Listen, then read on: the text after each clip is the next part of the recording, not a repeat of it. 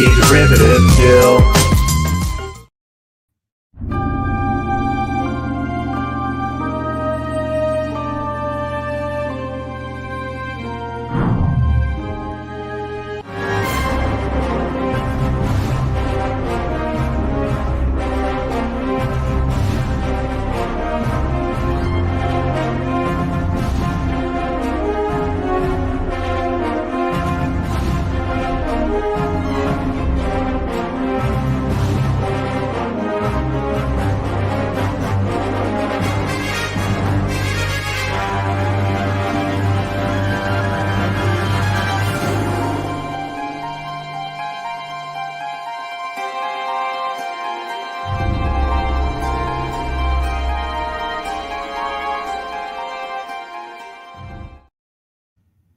Greetings and felicitations.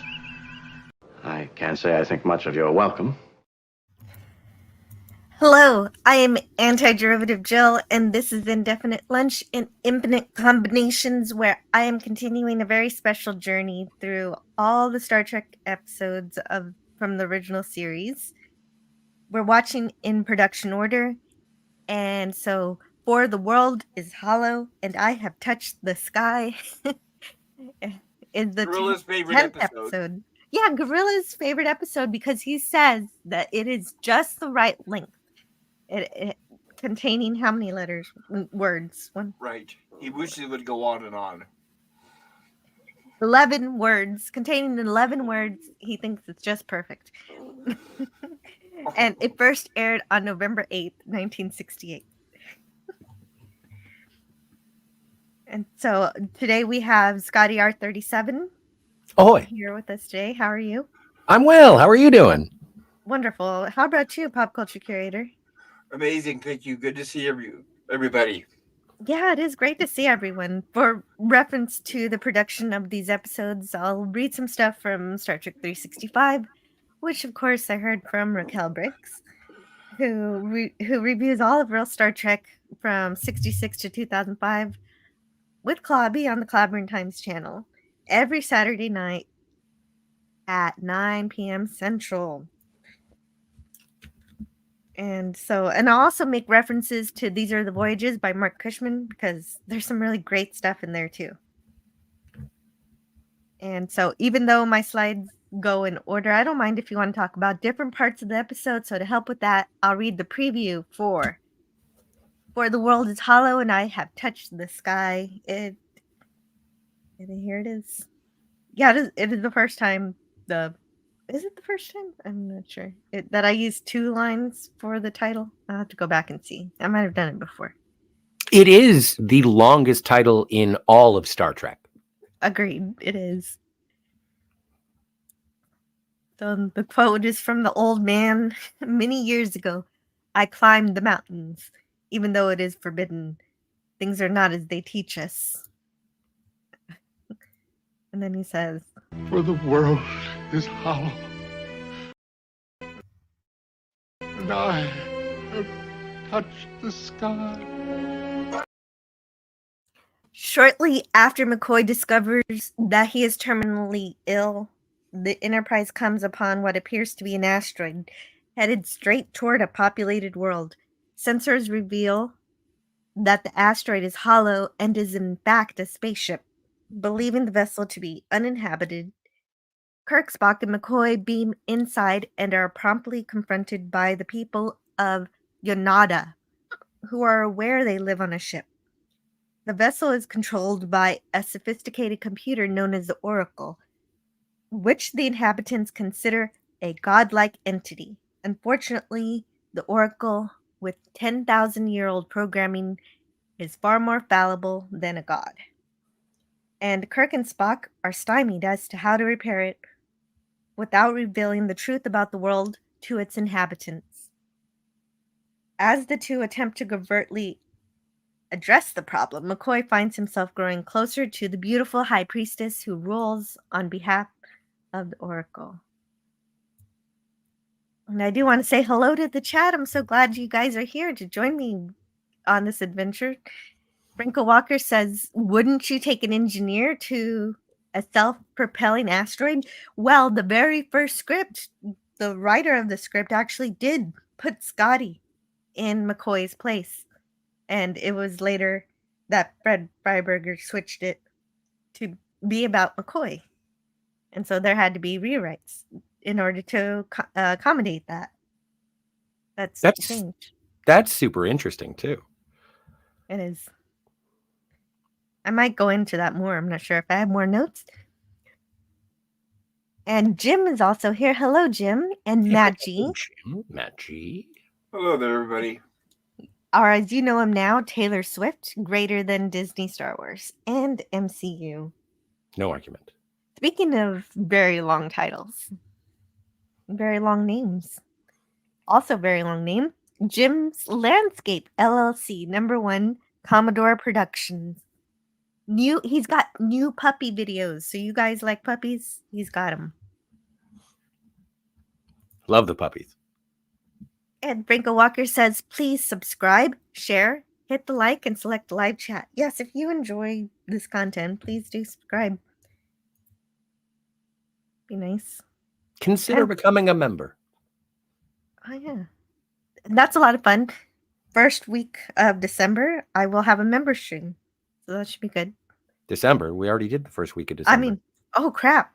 I mean, January. The first week of the year, January. January 3rd. I may be sufficiently recovered from the new year by then. Huzzah. We'll see. Yeah. Nobody cares says, man bites dog. Hey, Finity. Wait. Dogs always try to bite me for some reason. Oh, that's why. Because Jim released puppy videos. So that's why that's the topic in the chat. As Norm Peterson always said, it's a dog-eat-dog world, and I'm wearing milk-bone underwear. That's kind of gross. Hello to Last Son of K. Hey, Last Son of K. And Kapla to Birdo Pray 5. Please feel better. Kapla.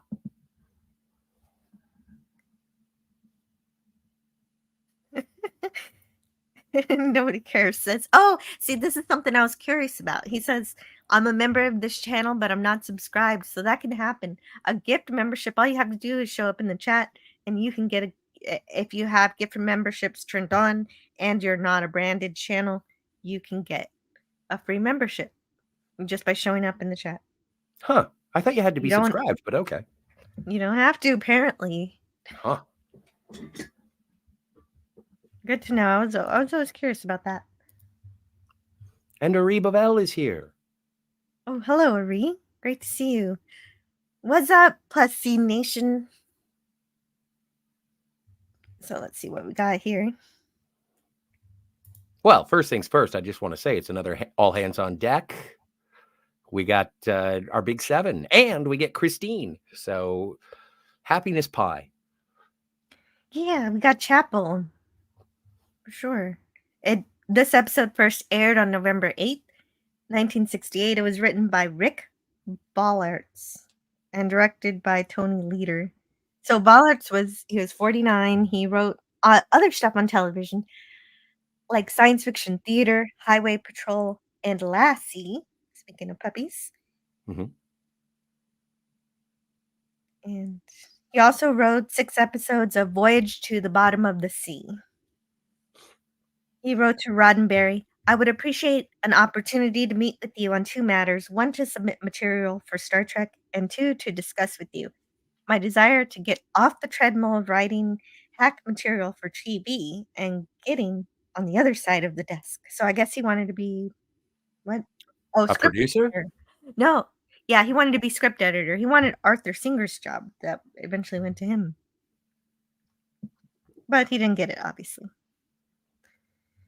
He said, one reason I persist in trying to write a script for Star Trek is the rather obvious one. Your series is a damn sight better than most, even when it makes its bows to the network or advertising agencies and lowers its standards a little. Whatever you're Sounds like he had a negative attitude. First he called them hacks, and then that. So maybe that's why I obviously I don't know why he wasn't hired, but he's a strange approach. Agreed. I really agree with you. It does seem like he goes in with his nails sharpened, claws. Well, it's an interesting thing because, and it's something, as a person who is perpetually seeking for a job, it is something that I look up in my research, and it says don't talk crap about the competitors. What you want to present is respect. So I do agree with you, pop culture. If you show up and you're like, you know what, all these other people are crap, but you seem to ride a tight ship. Then you're going to be like, oh, I can't wait until your negative attitude turns against me. Yeah, right. Or don't talk negative about your former employer. Exactly. Mm-hmm. Yeah, definitely. Keep things as amicable and professional as you can. Oddly enough, he also wrote Scotty to be angrier than normal, so we didn't end up seeing the angry Scotty that he wrote here. Well, when it comes to Scotty's interactions with the ladies, he tends to be overly protective, and we'll see that again with the Lights of Zetar, I think. Mm-hmm. Yeah, that's right. He will get his love story, but not this time. No, but he's still like, Scotty's a prickly thistle, but that I blame that on his heritage. And this episode was directed by Tony Leader. He was 54. He did Children of the Damned from 1963. He also did TV, Gilligan's Island, Rawhide, Lost in Space. Oh, have we seen the episode he directed yet? I don't remember. Think we have, yes. Obviously, because by the time Star Trek came on, Lost in Space was on its way out. So I believe so. Oh. And there's some cool stylistic choices in the direction here that I enjoyed. The Reluctant Stowaway. Oh, wow. He really... Yeah, that was the very first episode, the pilot, or the rewrite of the pilot. Yeah, that's cool. What else? Is that all he did in Lost in Space? I'm curious. I'm sorry, I'm going on a research tangent because I want to know. That is why we're here. There you are. Island in the Sky also. So that's also early in the season 1. So he won the Western Heritage Award for The Horse Fighter and an episode of The Virginian. I don't know what that is either. Oh, The Virginian is a Western television show from, I believe, the 50s. Gotcha. Yeah. That's true. Thanks, man. Okay, so they're following this asteroid that is sending missiles at them. Oh, yeah. Wait, no, there's these little ships that are sending missiles. Well, and that's the thing. And I watched the remastered special effects. I don't know how it looks, and hopefully we can check it out by the end of the stream. But yeah, it is a volley of chemically propelled missiles that are headed directly for the Enterprise.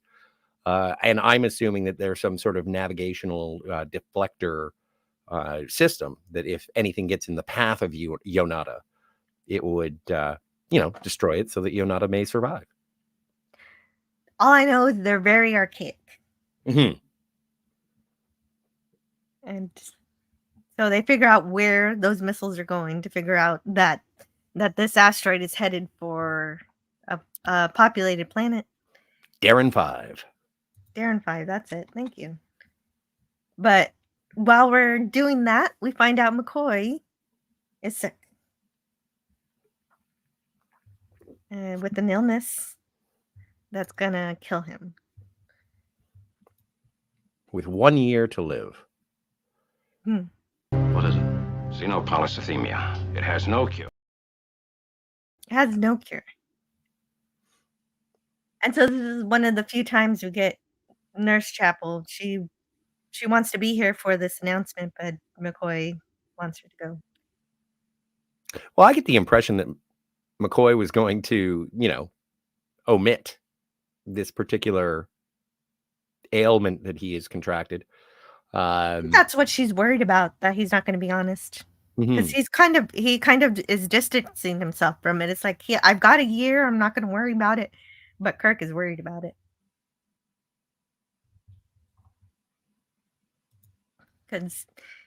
But one of the things I really love about it is that even though Star Trek doesn't always get the science right, it's very obviously tries, and here's the evidence for it directly from the Mark Cushman book. So they have this illness called xenopolycythemia, and that's because polycythemia is a real illness.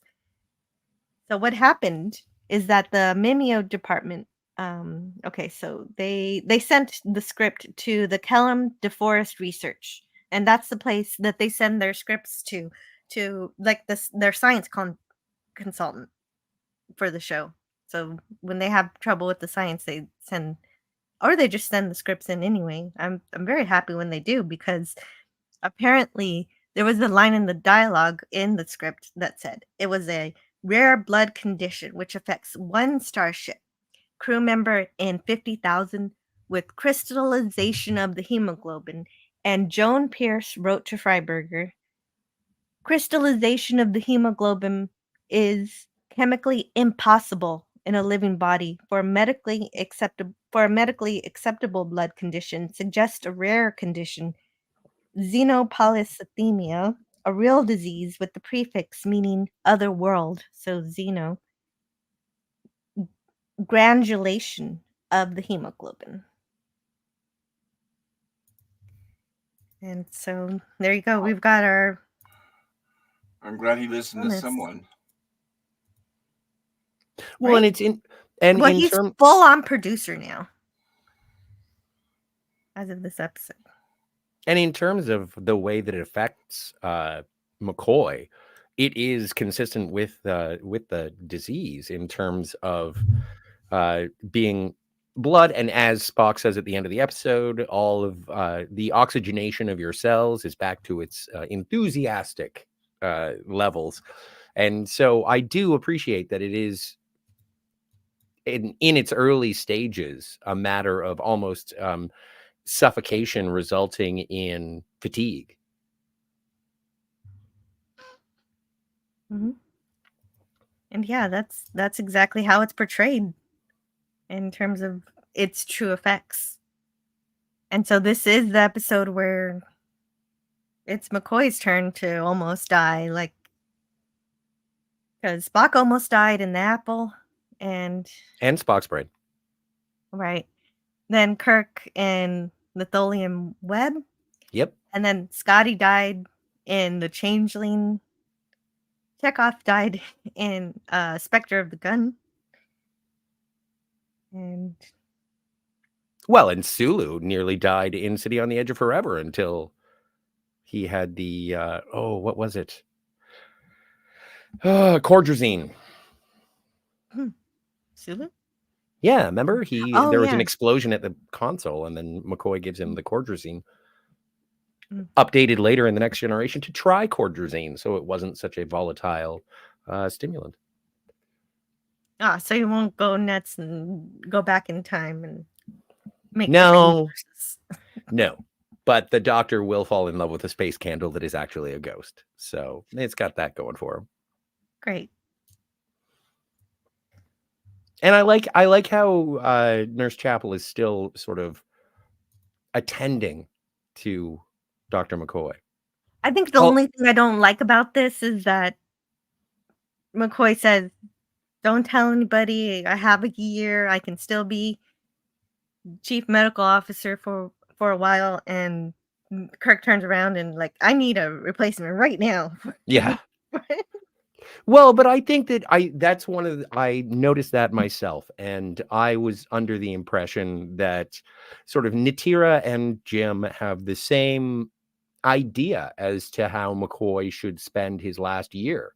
Like, Jim doesn't want to lose a friend, but he certainly doesn't want Bones bogged down by a job. He wants him to go live a life before he can't. And that's the offer that Natira presents on Yonada. It's true. That's possibly what he's doing, is giving McCoy the quality of life to go do what he wants to do. But Isn't that his choice? I don't know. It is. Stone- It is. But as the process of the episode Mm. continues, I don't mean to interrupt Stone Racket. You're I not. do it consistently. Please, after Stone Racket. No, No, I finish the insist. thought. Please, Stone Racket. Okay. Stone Racket says, I'm sorry I'm late. I had to take care of health insurance issues. Oh, how I love that convoluted bureaucracy. Red tape is my favorite tape. Mhm. Um, City on the Edge of Swift? What? Oh, I love the City Okay. on the Edge of Swift. You know what happens when you get there? You shake it off. Okay. But what McCoy wants is he just wants to go about his business and sort of continue his job in the only life that he's really known since, well, we'll find out more. I don't even think we find out more about his divorce and his past until beta canon novelizations, when you find out that he had a daughter and an ex-wife. Well, it's in the Bible, the writer's guide. Mm-hmm. But never by canon. Gene It's never brought Roddenberry. up in You're canon. right, it's not on screen. I think they wanted to make an episode about McCoy meeting his daughter, but they never got around to it. No, they did, but they changed it in a similar fashion to this. Is that if it was Scotty who went down and then ended up with Natira because of his engineering, making it logical, as Franco mentioned, for him to beam to Yonata, Way to Eden was supposed to be reconciliation between McCoy and his daughter, and it was changed. We'll discuss it more when we get to Way to Eden. That would have been great. Mm-hmm. I would have enjoyed that. I'd need more. I think DC Fontana was supposed to work on it, which would have been really cool because she's so good at character building. She did such a great job for Spock in that regard in the Journey to Babel. Well, and much like Jadzia Dax, everyone has an incredibly soft spot in their heart for Bones. And so, yeah, I think it was DC Fontana who advocated for McCoy's story again in the third season, but then it didn't come to pass. It ended up being one of Pavel's ex-lovers. So instead, we're on this asteroid. It's 200 miles in diameter, called Yonata. And the people on this world are not supposed to realize they're on a starship.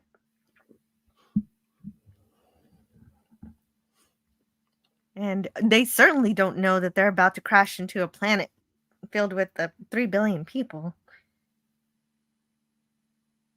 But I think Spock's tricorder needs a recalibration because he's always not finding life forms that do exist. Hey, there's Kate. Yeah. Natira is, just on a personal note, is gorgeous, in my opinion. I adore her. I think that she is amazing. And it is McCoy's Edith Keeler. And it is addressed later on in novels again. As we know, I enjoy my beta canon and my head canons. You do. It does say that one of the things that McCoy does in between the end of the first 5-year mission and the events of Star Trek: The Motion Picture is McCoy does go back to Yonata, or at least see the disembarking of the Fabrini onto their new world. And so this is carried forth in extended fiction, extended literature, non-canon.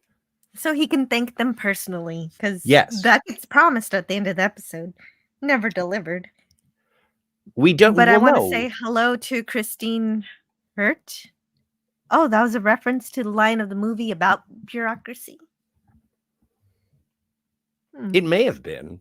You need the captain for your cruise to Stone Racket. Take me to the captain. So Catherine Woodville, a 29-year-old actress from England. Oh, I'm reading directly from Mark Cushman. Is she British? I had no idea. Yeah, she's from England. I thought she was doing like the generic New England accent. She's the High Priestess of Yonata, married to Patrick McNee. Oh, John Steed from John Steed. The Avengers. Yeah, Good for John Steed. right? Woodville worked often in television shows which were being imported to America, including The Avengers, Danger Man, and The Saint. She said, I had only been in the country 2 weeks when I did that part on Star Trek. It was a good love story, and there was a chance for viewers to see something more of McCoy. It was concerned with people's feelings. I think that this is my favorite representation of love at first sight. In when McCoy and Natira gaze upon each other for the first time, and then as the episode continues, when even McCoy, like everybody says, "Oh, I don't buy this this relationship." They just fall in love. Yeah, they just fall in love out of nowhere for me. I don't think that they fall in love out of nowhere. I think Natira does, but it is her pragmatism or maybe her romantic nature where she says, isn't the pleasure in learning about one another? So even if we only have 1 year, can't we enjoy each other for that year and learn the highs and lows? And I'm paraphrasing, but I just find it incredibly romantic in that when two people, find each other, and it's like, do you want to hang out? Yeah, I guess I'll hang out. And you find out stuff that you don't like, and you find out stuff that you do like. And there is where love is found. And so I appreciate that, even though it is sort of in the face of McCoy being like, well, I'm going to be dead in a year. And she's pretty cute. But I do think that That's what it feels like. I'm going to be dead in a year. She's pretty cute. Let's see what happens. But let's get married first and then see what happens. But I think that forthcoming nature of Natira is, I wish to, ever since I gazed upon you, McCoy, and I do get a little upset that she never says Leonard. I wanted her to say Leonard. But it's like, McCoy, why not? Come on, let's just do this. The only thing that would make this make sense for me is if maybe they said that's her culture, that we get married first and ask questions later.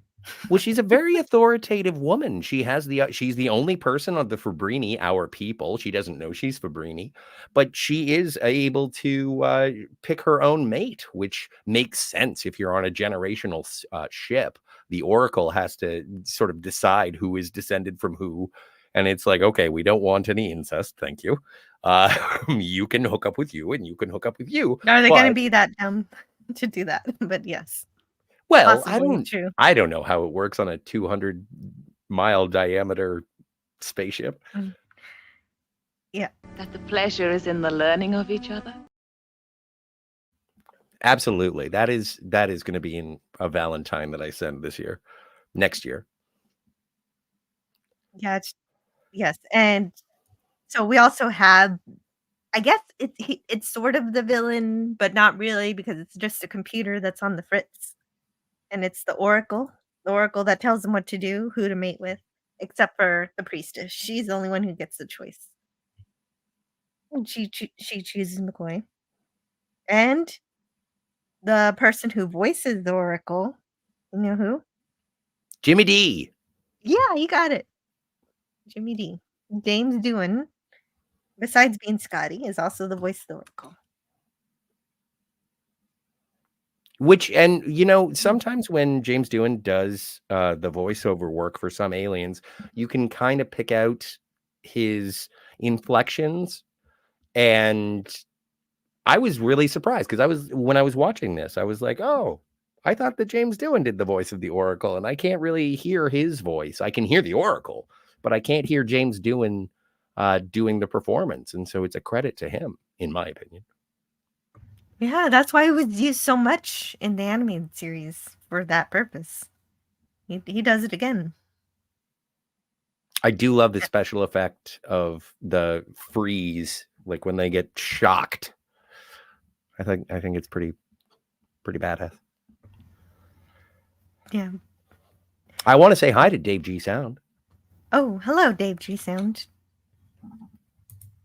How's Dave G Sound doing? Well, he's here, and so I like that. I like that too. And also Gavin Blackburn. And Hey, when Gavin. McCoy went back, they gave him a nice medallion as a present. Exactly. Oh my Mc- goodness. McCoy, I like you better with a beard. And so no, but again, this sort of dovetails somewhat in our last conversation about Star Trek: The Motion Picture. If you are a fan of the Lost Years, I would recommend checking those out to see what happened between the original 5-year mission and the motion picture. Mhm. Last son Kay says, I am a born and bred New Englander. I never got that from her accent. Well, Last Son of K, I don't know. There was a genetic East Coast. Oh, hello. It's almost like a Cary Grant accent, but and they do it throughout Star Trek. There is the generic New England sort of. I don't know. It was a television affectation that occurred during the 60s.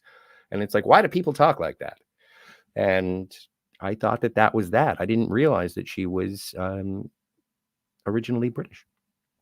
But this episode has one of the things I do like about it is that this has that concept of a multi-generational ship, which would be how we could possibly get into the stars without being able to go to light speed, is having a ship, a very large ship, and having it be multi-generational. But then this problem could occur where you forget somehow forget you're inside a spaceship. I don't know how that happens, but it seems to happen a lot in science fiction. And the idea of it was first proposed in an unpublished paper by Robert Goddard. Oh, Goddard, cool. Mhm. Yeah, the guy who did the rockets and stuff. And Mhm. Also a then Rob shuttlecraft on Star Trek: The Next Generation. yeah, in 1940s, Robert Heinlein also did this story, turned this into a story in his book Orphans of the Sky. And then Harlan Ellison did it for Phoenix Without Ashes. And that became a TV series, which guest starred Walter Koenig. And this episode in general, having this kind of ship where nobody knows it's a ship anymore, reminds me of an Orville episode. So I'm sure that Seth MacFarlane likes this episode. It's called If the Stars Should Appear. And in that episode, the ship that the population believes to be a planet, instead of crashing into a populated world, it's going to crash into a sun. And so Seth really must have loved this episode to have made it his own. It's a pretty episode. It's fun to look at, but it's pretty simple, and I can see how it is an offshoot of this episode. It even has a sadistic villain, even though his villain is not it's a straight up villain, not a computer that malfunctions. Well, but I'm gonna save my opinions on the Oracle until later. Okay. And speaking of episodes that are similar, the 365 book has mentioned some similarities from this episode to the Paradise Syndrome. So I'm going to read that. If the asteroid that hides a big interstellar arc looks familiar, it's probably because the same lumpy model was used in the Paradise Syndrome. But the big rock is not the only similarity between the two episodes. Some say that there are 7 basic storylines, and that all fiction is merely permutations of the 7. If so, Star Trek clearly managed to hit most of those storylines multiple times. The series' 3rd season seems particularly rife with repeated motifs from earlier episodes. The title for The World is Hollow and I Have Touched the Sky may be a lot longer than the Paradise Syndrome, but many other details are strikingly similar. In each episode, one of the ship's key crew members is incapacitated in some way. In Paradise, Kirk has amnesia. In Hollow, McCoy is afflicted with a devastating blood disease. And because of this, each winds up spending time on a planet with a woman he can't help falling for, who he, in fact, marries. But long-term happiness is not in the cards, since each respective planet is about to be smashed to bits, or is about to smash some other planet to bits. All because some high-tech piece of equipment has begun to malfunction. No one knows how to fix it, because no one remembers how it works, or even that it exists. Both McCoy and Kirk leave when their medical problems subside. McCoy tells Natira that he wants to search through the universe to find a cure for myself and others like me, which, in fact, happens approximately 1 minute later when Spock finds it in the Fabrini library. Kirk It is, leaves. yeah. It is a bit of a Deus Ex Machina. Oh, look what I found. Kirk leaves after he regains his memory and after Miramani dies. But the odds are that he, like McCoy, would have moved on even if she survived. During this era of television, single leading men in weekly dramas did not get to reap the benefits of nuptials. If the Cartwright man of Bonanza couldn't pull off, what chance did a group of futuristic sailors, whose life, lover, and lady was the cosmic sea? Well, there's a good reason why. And I Dream of Jeannie, they got married and it ruined the show, totally destroyed it. Yes. So you lose that dynamic. So Well, even it when makes sense. Yeah, and even when the characters are right next to each other, playing with each other, it's best when they're not married, just like in the Avengers, where Right. they're teammates and Yep. they're obviously in love with each other, but they never do anything. And if they would have married, it would have been the end of the show, right? So, yep. Well, and that's been a constant throughout television, is that if you establish a will they, won't they dynamic as part of the cornerstone of your initial show, and then you find out that they do couple, it's like, okay, well, that's over with. We're done. Yeah, so immediately you realize they have to separate. Yeah. Like even with, they did it with, like, same with Cheers, same with Night Court. Like, I'm citing sitcoms, but Lois and Clark, as you go further on, the thing The entire is cast of Voyager separated from everybody. exactly. You're But right. come on. It definitely ruined Lois and Clark. I agree. But I like the first season.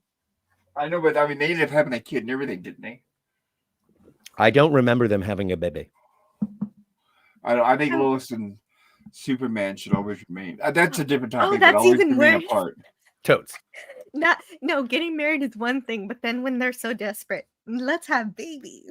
Well, that's such a 60s television staple. It's like, or even going back to 90s. I Love Lucy. Let's introduce a baby. Like even on the Flintstones, when they introduced Pebbles and Bam Bam, Well, that the was difference just to is, keep things yeah, fresh. I Love Lucy started with her pregnant, so that was she? Yes, they had to hide her pregnancy, and because They always had Pebbles. It was Right. Bam Bam that was the new baby. No, they didn't always have Pebbles. That's not correct. What? In Bewitched, when they introduced Adam, the son, that was the end of the show. So there you go. Right, the audience tolerated Tabitha, but when they introduced Adam, that was the end of the show. We can talk about McCoy getting married until the cows come home, but we know that it would have ended Star Trek sooner, even though it ended shortly thereafter. Right, in a newer version of Star Trek, that's how they would have gotten rid of a character who wanted to leave the show, and then they would have replaced him. Sorry, a phone call. Certainly. It's probably spam. I'll be right back. Well, and let's not forget, it took until Picard season 3 to make it so that Crusher and Picard had a baby. Oh my God. Okay. Why did I let that get in? I want to say hello to I was very the quick. Comic Relief Crusader. I know. I couldn't smash you. Hey, Comic Relief Crusader. Hello. Star Trek Continues does a beautiful sequel to The Paradise Syndrome. Oh, awesome. Man, I really need to watch that. I know I'm delinquent in my Star Trek fandom. Not watching that. I wouldn't say that. I found a lot of episodes on YouTube, so I'll just narrow the search to Christine. And hello to Jedi Bill. Hey, Great to Jedi see you. Bill. Congratulations on 4,000 subscribers. Hells yes. Yeah, a recent occurrence. Hello to JD Lewis. Hey, JD. Yeah. And Big Daddy, am I right? Enjoying this discussion a lot, Jill. I'm just listening and working. Cheers. Cheers, Big Daddy. Yeah, I hope you're having a pleasant time in work. And so this scene is really good. After the Oracle punishes Kirk, Spock, and McCoy, Kirk has to reveal the truth about McCoy to Spock. Hmm. Well, and logically, he has to reveal it because Spock and Kirk are fine. They got zapped by the Oracle, but it's like, we got the same, like it must have. Yeah, the shock was serious due to McCoy's weakened condition. But like Spock is like, then I guess they attacked him stronger. And Kirk is like, no, he's just, he's got this thing. He wouldn't have told you. Xenopolysemia. Mhm. What is it? But Xenopolysemia. It has no cure. Xenopolysemia. well, and again, I keep saying this, but welcome. Season 3 is I impressive. can't say I think much of your welcome.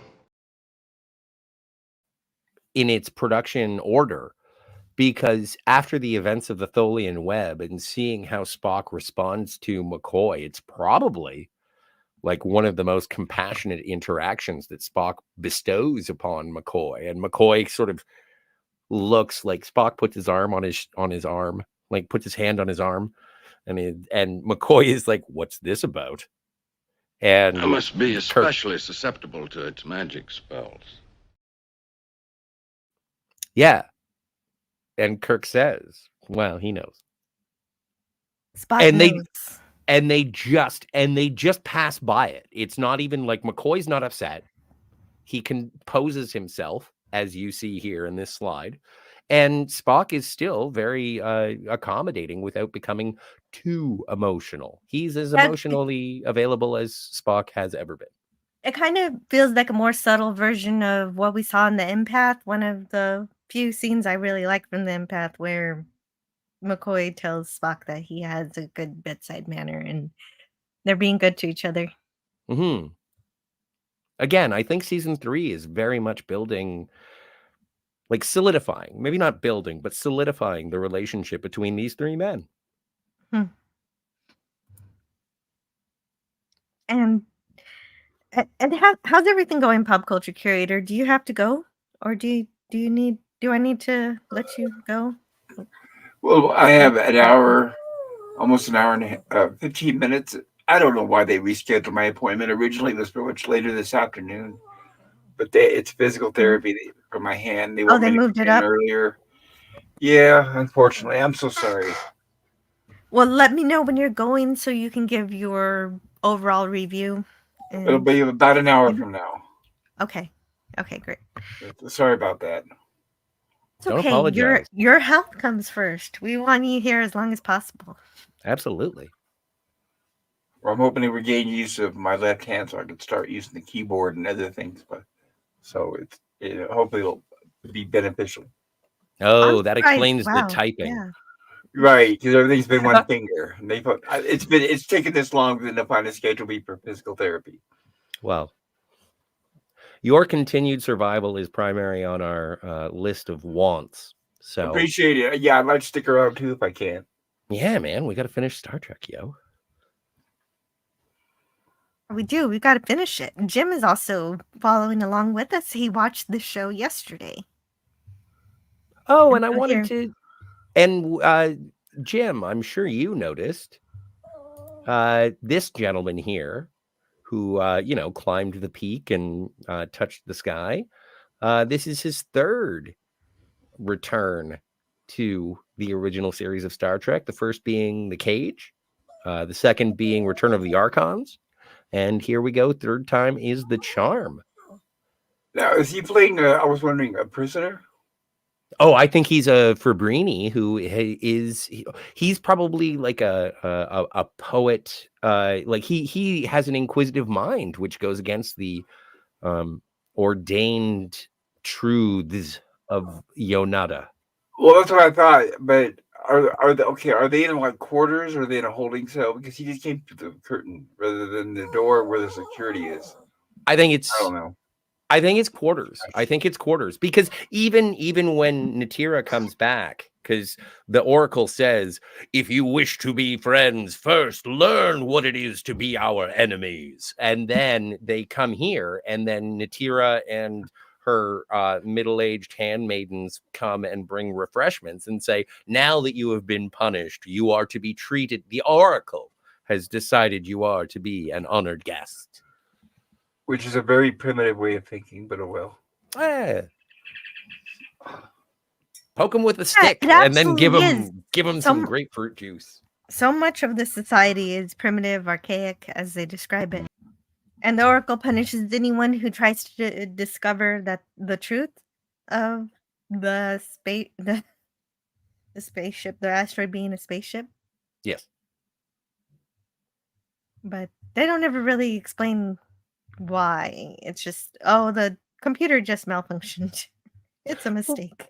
Well, let's not forget, Yonada is 10,000 years old, and the curiosity of these people would have taken them to the stars in the same way that their ancestors took them to the stars to preserve their race. And so, if not for a dogmatic restriction on exploration, they probably would have left Yonada.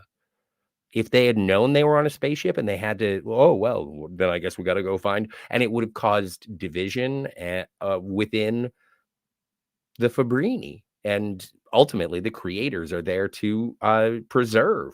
Well, where are they going to go? They're just going to land on a planet and say, oh, well, that's what they're supposed to do. They're supposed to go land on a planet. So if they knew they were on a ship, they'd go somewhere to live. Right. I don't buy it. But the Fabrini had pre-selected a perfect planet for them to go to. Oh, a perfect planet. That's their destiny. It is the promised land. The land of promise. They invert it so it sounds not like the promised land, but it is the land of promise. And yeah. And so whereas when it comes to other supreme computer controls of even the Archons, like this is a nanny computer that is like, no, we'll get there.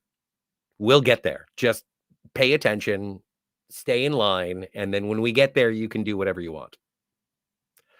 Yeah, I suppose it is.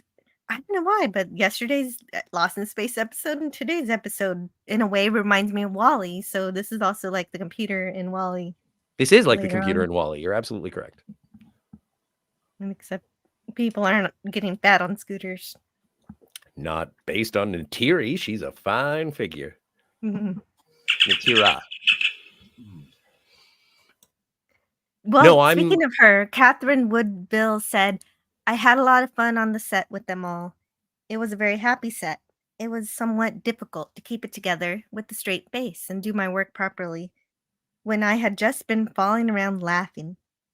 One of the things about the group was that everyone worked together. And that's one of the reasons it was so much fun, because you worked to help each other. It wasn't individuals thinking of themselves, and to hell with everyone else. They were remarkable. High praise. And also, like, the common accepted nature of the trio is that they were sort of at odds. But it's nice to know that when guest stars arrived, they felt that it was sort of a communal, cooperative set. Mm-hmm. Yeah, there's a reason why when you go to conventions, you realize it's family. Mm-hmm. And this is also something that I think that people, in reference to McCoy being accepting of Natira's overtures of love, it's a matter of maybe McCoy needs a strong woman who will say, do you find me attractive, Leonard? Would you like to stay here and be my mate? It's like, well, actually, now that you mention it, doesn't sound so bad. Yeah, that's essentially what they're doing.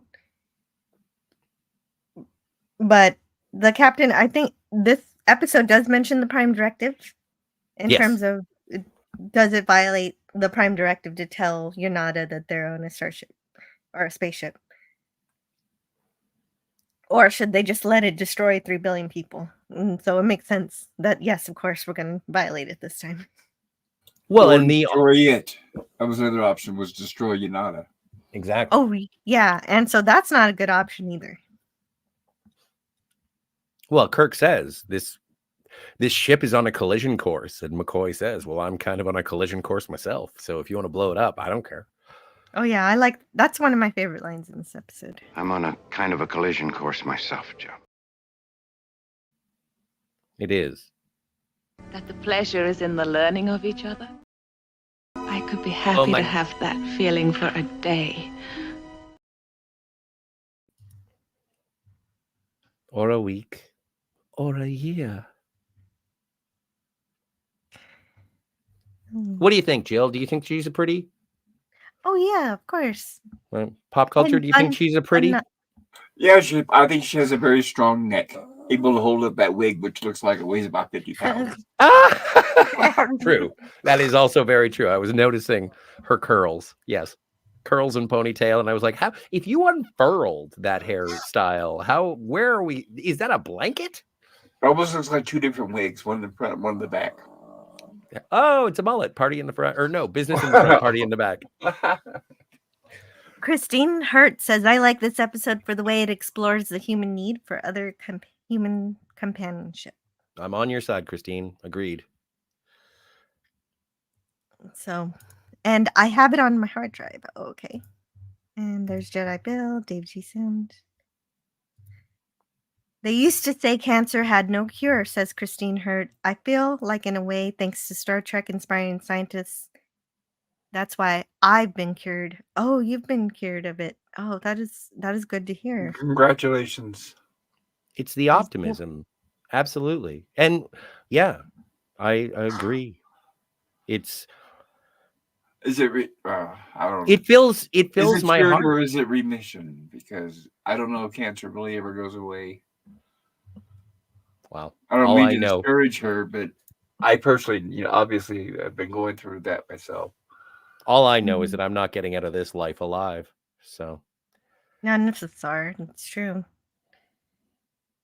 You have a lonely life, and this is that's kind of weird for me though, because he never really says he's lonely in any other episodes. Just comes out of left field in this episode.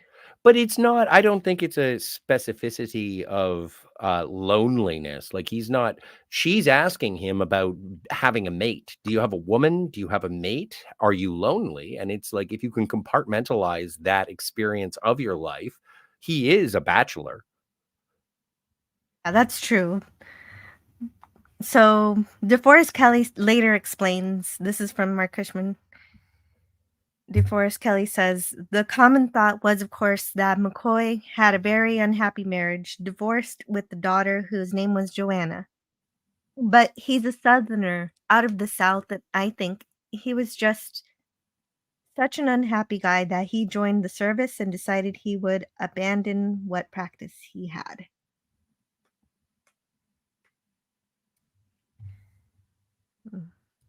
Well, it has been touched on, and I think that instead of looking upon it as a negative, I sort of see it as one of the stages of McCoy's life, and part of the reason why he was supportive to Kirk, why he was accommodating.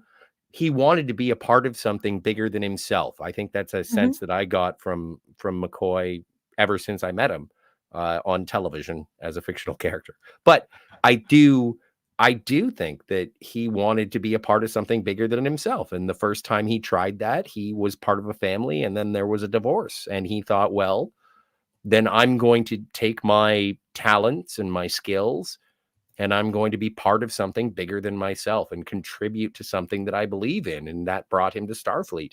And that's also, again, going back to the motion picture, when he left, He went to Yonada. He went to Natira to try and find something bigger than himself. And then he was brought back to what ultimately became his home. That's a beautiful way to see it. And Freiberger, he also often gets on my nerves when I read about him, but if you like this episode, you like what he did for this one, because he says, I received a visit from head of network research, and he said to me, he was there to help me, that he'd done a lot of research. And I said, well, how do you help me boost the ratings? And he said the only way he could see to do it was to broaden our base of women viewers. We had some very loyal women viewers, but the great majority of women, according to his research, were terrified of the thought of space. They needed parameters. In other words, in ordinary, regular, everyday TV, if you're going to do a story about women, don't do it on a mountaintop, do it in a valley. The only thing I would hope to do different would be to do more love stories. That's so interesting. There's I think it was for the 20th or the 25th anniversary of Star Trek, the original series. Well, 25th anniversary would have been just Star Trek. And it is a picture of Kirk, Spock, and McCoy standing atop a peak looking to the sky. And it appealed to my sense of adventure, even though, well, no, I enjoy my sense of adventure. It's relaxed a bit in my old age, but there was a time when I was like, let's go adventure. Let's go explore. If you'll excuse me for just 1 second. Sure. So this does continue as a romance. And the 365 book has something to say about this. And the quote it uses is Natira says, you have lived a lonely life? And McCoy says, yes, very lonely. And Natira says, no more, McCoy. There will be no more loneliness for you. Although it was inevitable that his relationship with the High Priestess Natira would end, it was nice to see McCoy finally get to fall in love and kiss an extremely beautiful woman. Viewers who'd followed the show from the very beginning had witnessed McCoy's anxious return with the former paramour, or at least what he thought was a former paramour.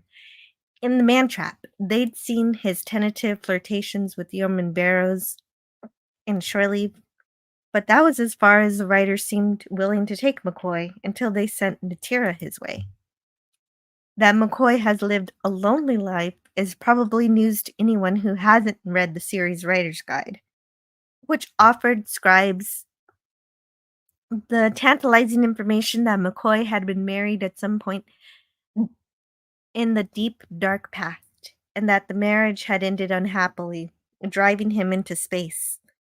But until Rick Bollertz opted to utilize this thread in his script, For the World is Hollow, and I Have Touched the Sky, the gruff but tender-hearted doctor never seemed to behave like a man who'd led a lonely life.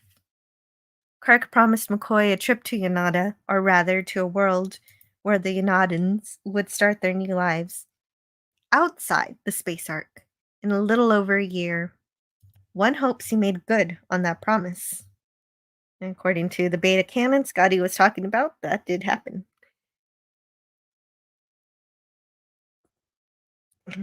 Oh, I like this part where they came up with some hieroglyphs for the Fabrini people, and they put it all over the wall. I think that's a fun visual that Matt Jeffries worked on with. Who did he work on it with? I think I have the notes here somewhere. So, yeah, he worked on it with John Dreyer. And John Dreyer said, Matt in the art department and I sat down and banged out this hieroglyphic language that we put inside a triangle. To do Star Trek, you have to know history. Everything I ever did, I stole from other civilizations. And that one we got from the Mayans. So we went with that flavor. Once Matt and his brother John decided what the language was going to look like, before we ever got it into the triangles, we all sat down and said, here's what we're going to do. It has to be in this vein. And it looked good. certainly for that period in television production.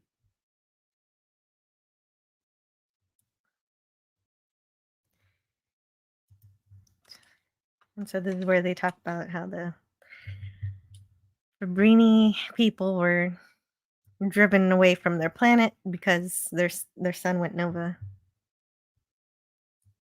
Hold on, let me make this smaller. So did I have any more? And agree to the insertion of the instrument of obedience. Oh, well, that wasn't relevant. Oh, this is the one I wanted. Didn't the Fabrini sun go nova and destroy its planet?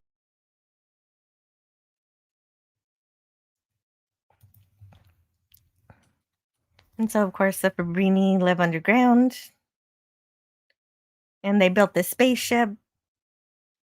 And at some point, they programmed the Oracle to take care of everybody. And I guess like a lot of civilizations that are taken care of by a computer, one of the worst examples being, I guess, Spock's brain. I guess the people start to degrade in their capabilities, so they forget they're on a spaceship. Or they forget how to live, how they lived before. What happens when you don't read your history books? That's what I was just thinking. You'd think they would have schools, children classes, and that would have been one of their lessons. Right? But Scotty R37 was trying to say, well, this computer was written so that they would remain ignorant, and so they would all just do what the computer says, so they all get to the planet without any drama that comes with being intelligent like that. Right, not only that, but when they doubt their existence, it punishes them, so it doesn't want them to know the truth or what's out there or that they're on a ship or any of that stuff. So yeah, maybe it wants them to remain ignorant. But I don't know that was the case. I thought that the computer just went malfunctioned and that that wasn't the true intention, but I don't know now. So you think, okay, I know the malfunction made it go off course, but you're thinking the malfunction was also what was making it that's how I read it, but people? maybe yeah, right. It's completely sadistic. I don't think if you love the civilization that you're writing this program for, would you make it a sadistic rule or like that? Well, it is if it's the Old Testament, for example. That's a lot of comparisons people make with the Bible. Is that God was very vengeful in the Old Testament, but he's much nicer in the New one. He, she, depending on your belief. Right. I don't know. That's possible. And I think those are some questions that are not exactly answered by the episode that would be interesting to know about. I'd like to know a little more about these people. Right, because when they, at the end of this episode, they do correct the problems with the computers, put the ship back on course. They don't mention after that whether it's going to continue torturing its citizens, right? Right, exactly. Is that going to be continued? Or did Spock remove the instrument of obedience from everybody's head? The fact that it had the instrument of obedience in everyone, that's why I'm wondering if it was designed. I mean, obviously, it's designed to punish people. Yeah, you've got a computer controlling everybody, like in Return of the Archons. Do you want to destroy it? Is that going to ruin the function of the ship? I don't know. Right. I don't think so, because why would it be afraid that they would want to expand their knowledge? Like going to school, learning about the solar system. Clearly, it's not going to be a problem. It's not presented as a problem. At the end, they just say it's going to take 390 days to get to where you want to go, and everybody's fine with it. And so the sudden reveal of knowledge doesn't seem to be such a problem. That's true. Yeah, because Kirk doesn't have to talk this computer to death.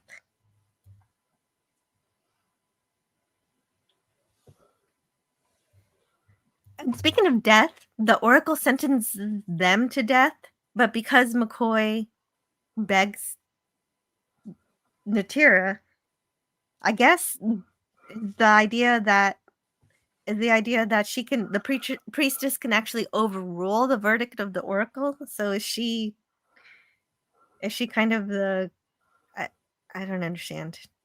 Because at first she seems to be serving the oracle, but in fact, in this case, she's overriding the death sentence. Oh well. That's true. And J.D. Lewis says Kate Woodville played a double agent in that Roland Hand fell in love with in the Mission Impossible episode The Spy. Yes. Mm-hmm. Roland Hand is the character that Leonard Nimoy replaced. Martin Landau's character. So we were talking about that last night with Star Trek, that Leonard Nimoy went from Star Trek to Mission Impossible. He did. Christine Hurt says the actress here is a classic beauty, high cheekbones, pouty lips, defined eyes. And yeah, she has some pretty cool. And it was fitting. It was fitting being married to Patrick McNee, very fine, handsome, refined gentleman. So I think it was an excellent couple.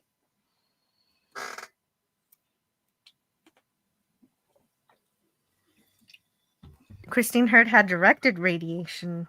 So, that's very interesting. Yeah, I know what that's like. Yeah, you do. You're gonna go get some treatment for that today. Physical therapy. So fortunately, it's not the treatment. It's the good. Right, I have chemo on the 26th. That's the rough stuff. On Boxing Day? On Boxing Day. Is that Boxing Day? Are you talking about boxing like in the sport, or are you talking about people returning Christmas gifts? Returning Christmas gifts. Oh, okay. I guess so. I don't know. My calendar says Boxing Day, but I always forget what it is. I know it's like a British thing, but I forget what it means. Oh, it's British? I think it is. Christine says, when they asked me to do the experiment, I was pretty much the do or die stage. I'm glad you did it. I felt as a Star Trek fan, it was important to do it. Wow. Well, Christine, I'm so happy you're here. Mm-hmm. Me too.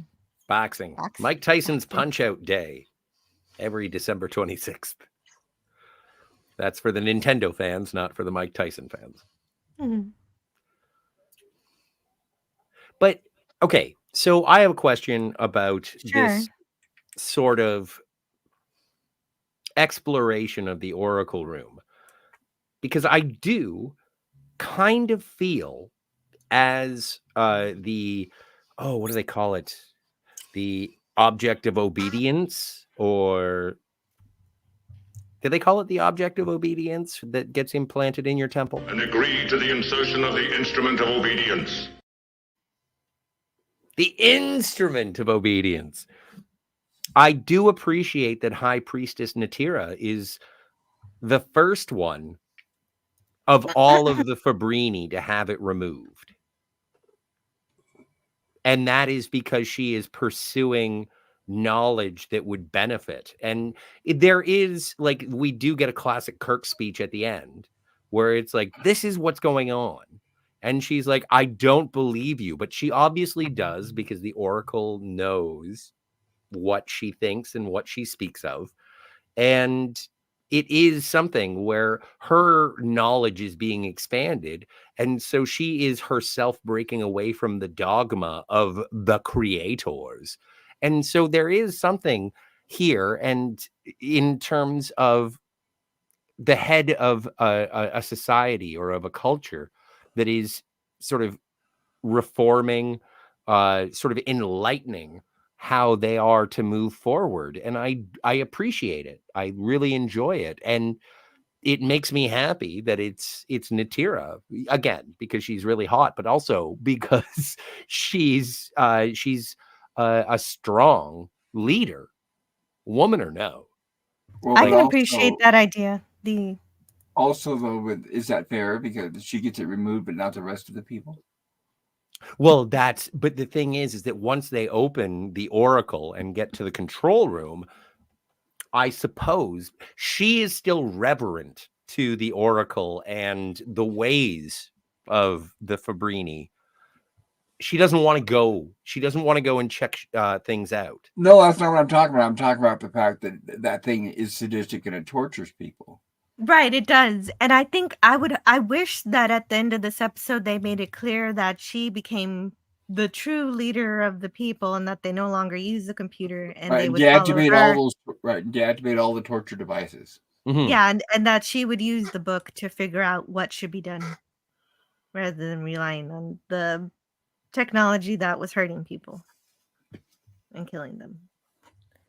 I'm As it extrapolating in sort of a Pollyanna way with rose-colored glasses, saying that she will be the one who leads her people to the land of promise, Yeah, the world of promise. It would be cool if they would have made that clear in terms of she's freed from the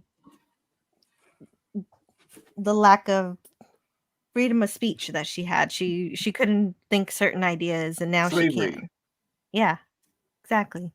Well, and when they arrive at their destination, what's it going to be when two worlds collide? I mean, how are they going to get from this ship outside of this ship to the other planet? But oh well, it's a good question. That much into it. Well, they have Starfleet helping now, so they can ferry people to them. Oh, well, that's true. Call them when they get there. Mm-hmm. Yeah, call us when well, Kirk is going to be in the vicinity, so McCoy can.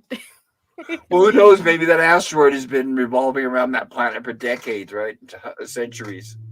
Because yeah, they're already there. But they've got a year now. It's within a year's distance, so they could have passed it many times and not known it. Right, exactly, because they didn't know they were in a ship, and so the computer was actually keeping them from reaching their destiny. Right, and if they would have had and if they weren't being tortured all the time, they would have had the knowledge to realize they were off course. Mm-hmm. I love this. Oh, you do? Oh, I got this for you then.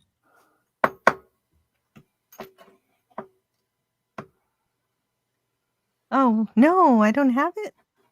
I love the way Natira says, "We invite you and you blaspheme," something like that, and it's just like, "We invite you as friends and you besmirch our friendship." I love it. I love the fact that she goes bug nuts. Right, but she doesn't know what they're doing. Right, they can just say we're here worshiping. Oh, well, they snuck in the video. They snuck in, and that's even then. Think we are children? You think we are children? Yeah, well, they did that for the commercial break here. That's what I was going to say. In reality, it's just for the bumper for the commercial. The same reason why they zapped them in the beginning. But it's also because they are right next to where the great book is. And there's, what do you call it when people, anthropological knowledge that Spock has about the Fabrini. Obviously, there's been some level of knowledge in the Federation about the Fabrini. And Spock recognizes the language, which was based on Vietnamese. And I really wait. It was based on I read that it was based on Mayan. You read? I read Vietnamese. That it was Vietnamese. That's strange. Interesting. Maybe both. I don't know. I don't know when they Mayan have is the right because it's straight from the people who made it. I heard that the text of the Fabrini was based on the typography of Vietnam. Oh, really? From what was the source on that one? The internet. So I know you have no respect for it. No, it's not that I don't have. No, that's not true. It can be correct from the internet, but it should have a secondary source. Is the only thing I want. Well, but it's okay. It's okay. It's all right. It's probably true. I just don't know. Let's see. If it was from IMDb, there's no way to verify it because they don't put sources on there at all. It's true. You can only look up whether or not people thought it was helpful. Yeah. And Penny, hello, Penny. Hey, Y'all Penny. been lurking, filling a last minute Christmas cards. Aw, Nice. that's great. I got so much wrapping to do. Like Star Trek, what? rhyming lyrics? Rapping? Yes, like rhyming lyrics. I'm gonna Okay. rhyme Christmas presents. Good. Like Christmas in Hollis. It was Star Trek. December 24th. Never mind. Star Trek has a way of showing us that it's normal to be hungry for knowledge and not be afraid of that, says Christine.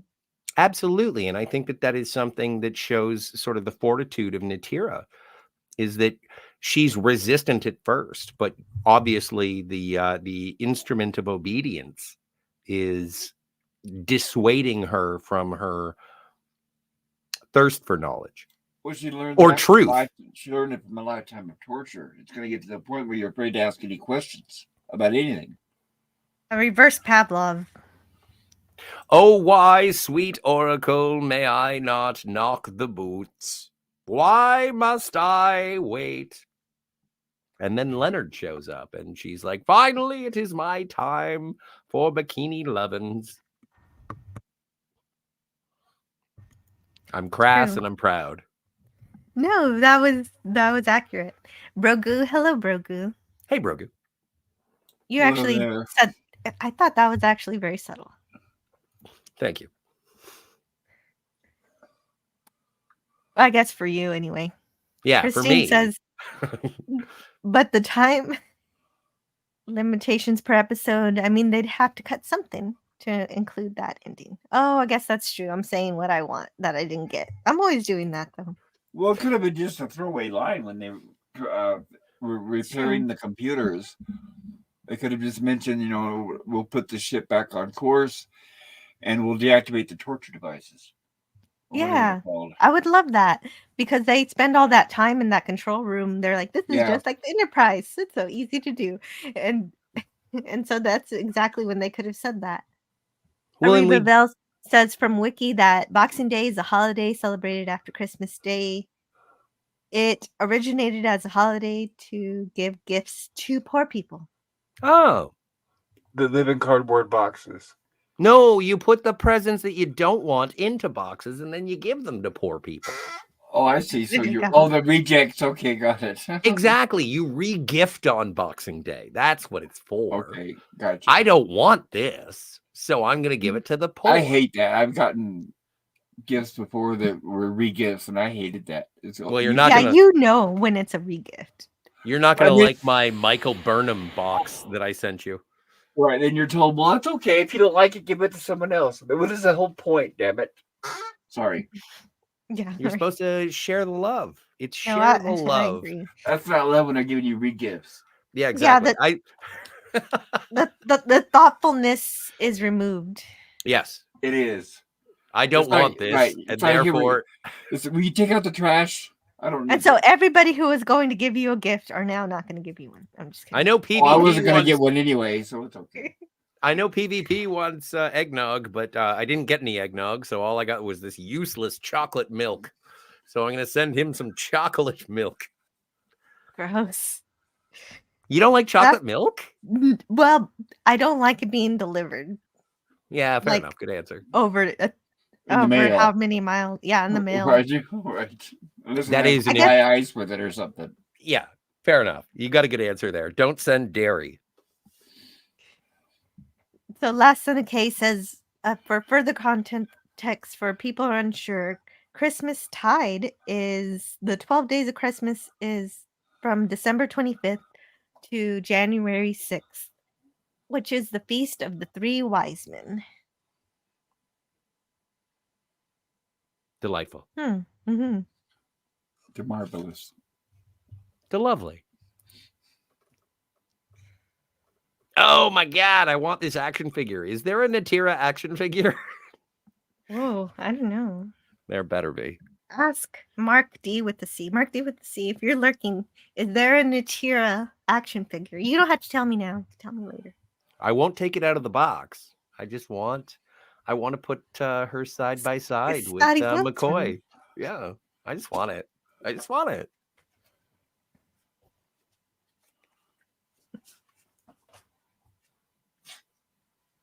And so I do like that McCoy is sacrificing his freedom to save Kirk and Spock's life. He's not. That He's not he's already. sacrificing. Yeah, he is, because he's set up to die.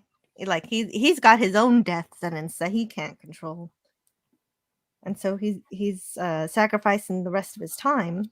Oh, you don't think it's sacrifice because you think he's really in love with her and wants to stay with her forever. I think he's intrigued by the journey of coupling with Natira. I think that she has offered him something that is honest. Like, I think that Natira is honest. And I think that he says, release my friends for me, because I can't trust you or be a part of this if I know that my happiness was based on the death of my friends. And she agrees. Like, there is accommodation. There is cooperation.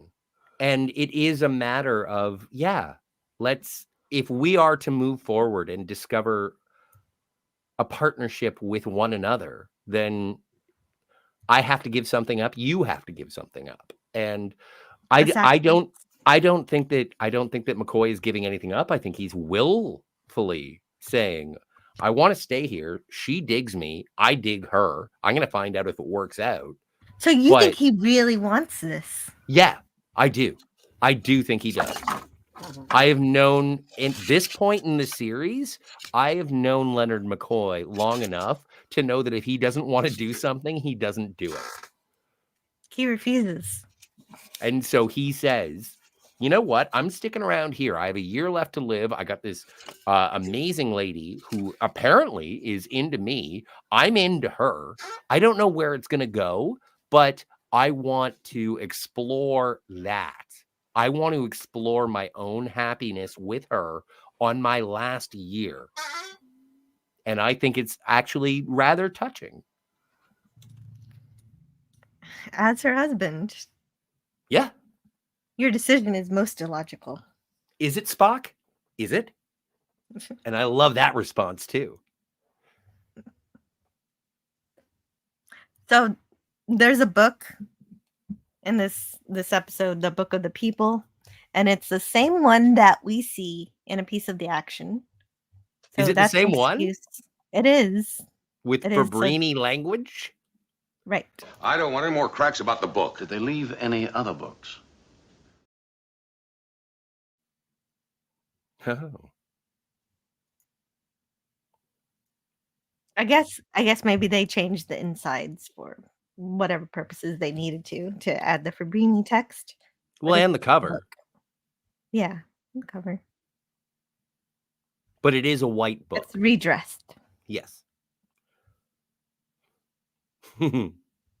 Huge. Thank you, Comic Relief Crusader. It's huge. That's a huge book.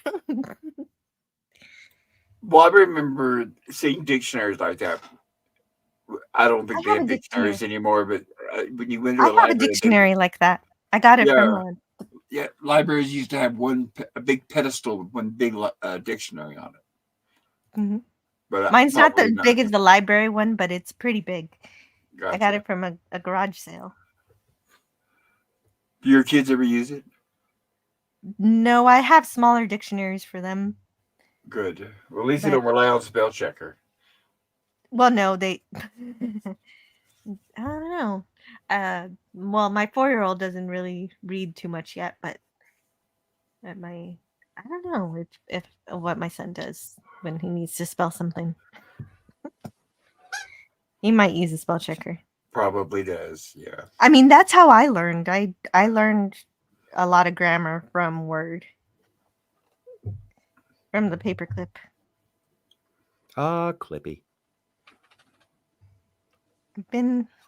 So Christine has been watching Star Trek since she was 6 years old. She's 54 now, and she learned her attitude from Star Trek. Excellent. Well, even though I didn't get to it till I was an adult, a lot of my philosophy since then has come from Star Trek too. And Lord of the Rings.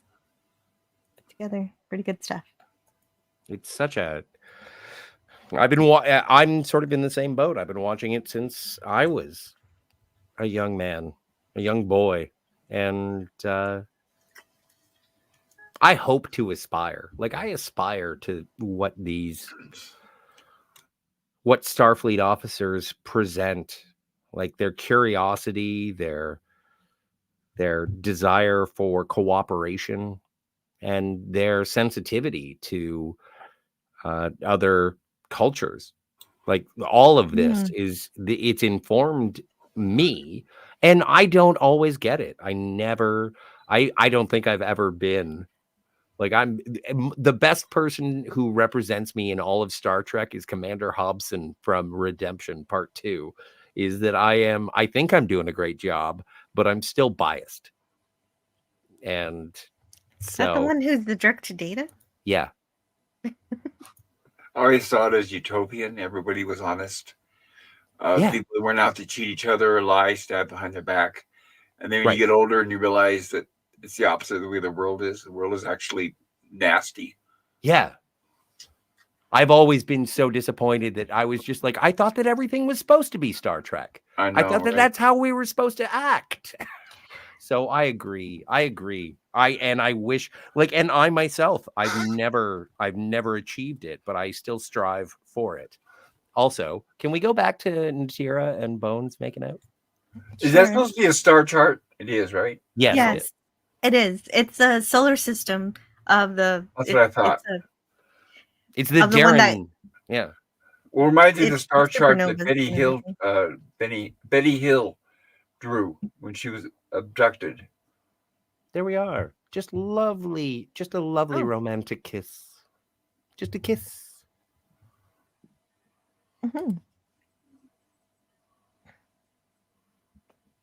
I agree with you. I think if everybody strives to be better, even if they're not. It's in the attempt that can improve everybody. I try and listen, but sometimes I don't. I try and be kind, and sometimes I'm not. But it is, to quote Captain Kirk, you know what? I'm not going to kill today. That's all it takes. I'm not going to kill today. Oh, I love that episode. Taste of Armageddon. Yep. Let's go talk about that one. We already did. Check it out. Like and subscribe, everybody. Tell your moms.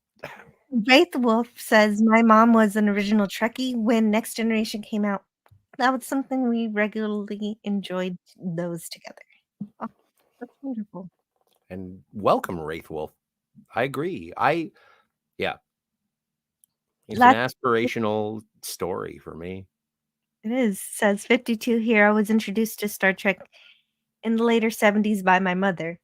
Saw every movie from TMP through first contact with her, then everything through Beyond with my wife. Lovely. Last Son of K. Yeah, these are good journeys. I love hearing about people's experiences with Star Trek. Oh, look, it's Geode from Star Wars. Oh, did you see a rock? No, wait. Oh, the one with the monolith thing. No, wait until we get to Savage Curtain and we get an Excalibur. It's going to be dope. Ooh. And Christine quotes the Horda. Of course. No kill eye. When my older sister wanted to go out with her friends and get into trouble, I wanted to stay up past 10 p.m. to watch TNG. Nice. Teach him then what he must know as one of the people.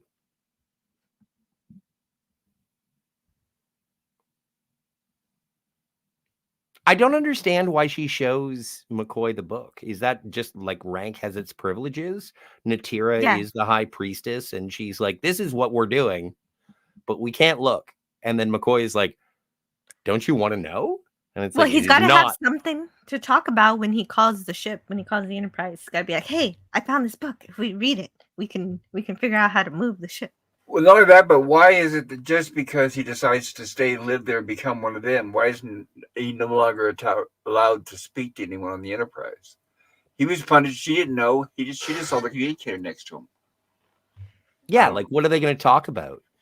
Right. I mean, what's wrong with it doesn't matter.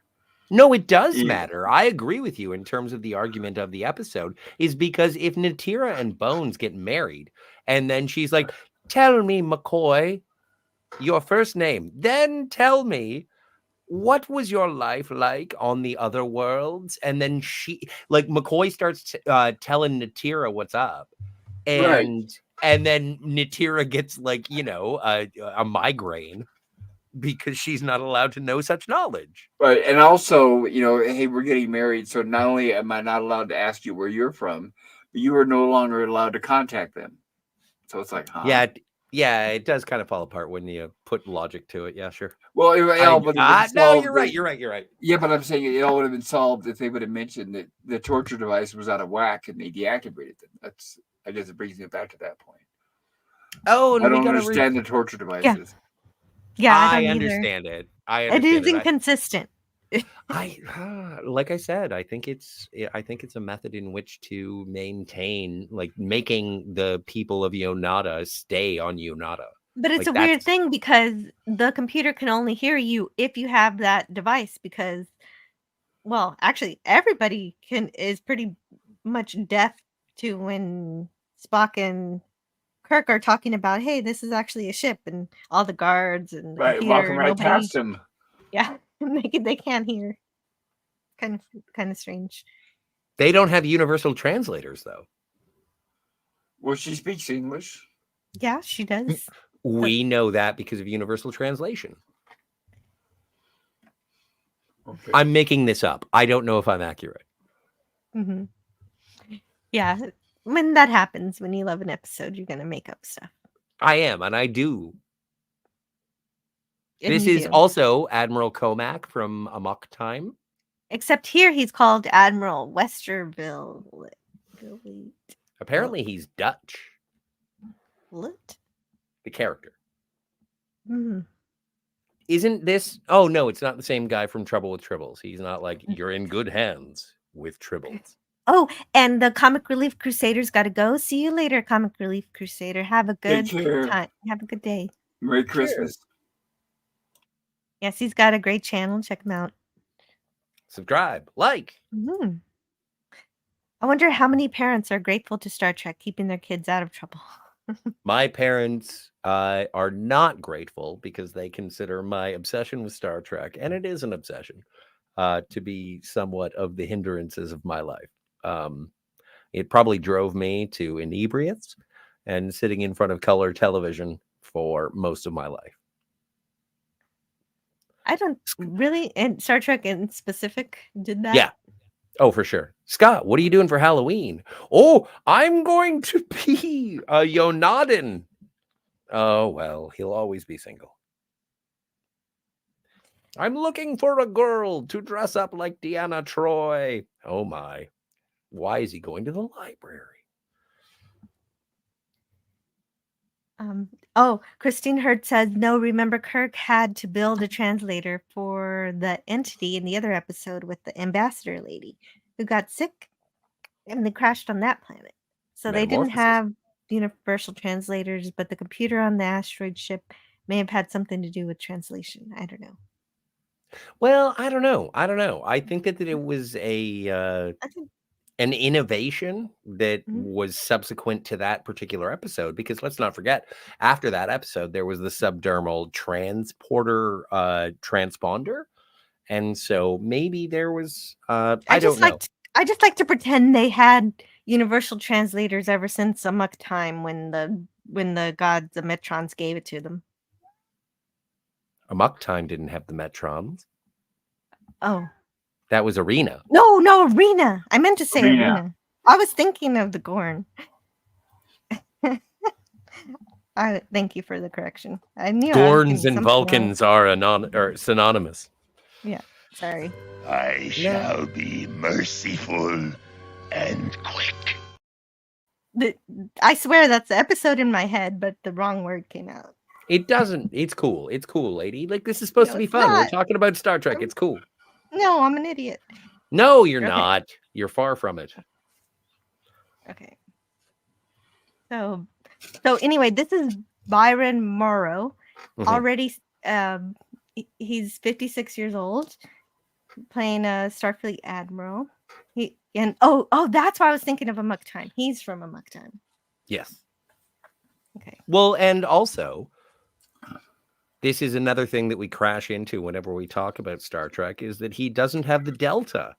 And it's been long contested. Oh. Different ships, different star bases, different divisions, whether or not they have the Delta or if they have a different insignia. And this is one of those ones that you just sort of have to reconcile to your own liking. Well, eventually they just say everyone has the Delta, but I guess now it's still mixed up on what to do with that. Mm-hmm. I should look more into that one. Well, it's also how it speaks to you. Like, there are no hard and fast rules, even though there was an after the fact saying that everybody in Starfleet has the Delta as opposed to individual insignia. They still continue it. Like, this is third season and they're still giving me different breast badges. Mm-hmm.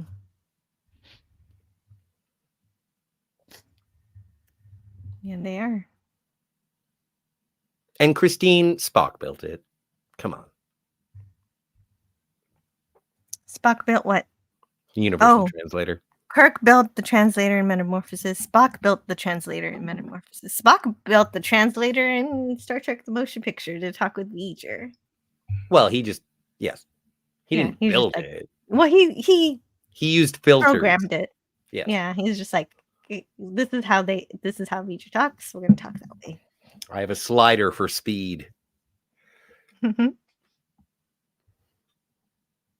Kirk helped. Oh, yes. And I always, yeah. He pretty much said, "Can you make a translator?" And Spock was like, "Yep." And this is something where the Oracle is actually rather gracious, doesn't kill McCoy. Or maybe McCoy is young and no, he's still being afflicted by the polycephalotharin disease, whatever it's called. I'm just as bad. But I have it right here. What's it called? It's called... What is it? Xenopolycythemia. It has no cure. Xenopolycythemia. Yes. And at this point, Natira is like, "You killed my husband. How dare you? You are killers of your friend. I will kill you." It's basically what I will have you put to death is what she says. But I want to say, have a great day to DJ Play Nice. He's got to roll out. He Cheers. says, "Be safe, have fun, take care of your crew, and rock." Rock. The Delta didn't become a universal insignia until the motion picture on screen says The Last Son of K.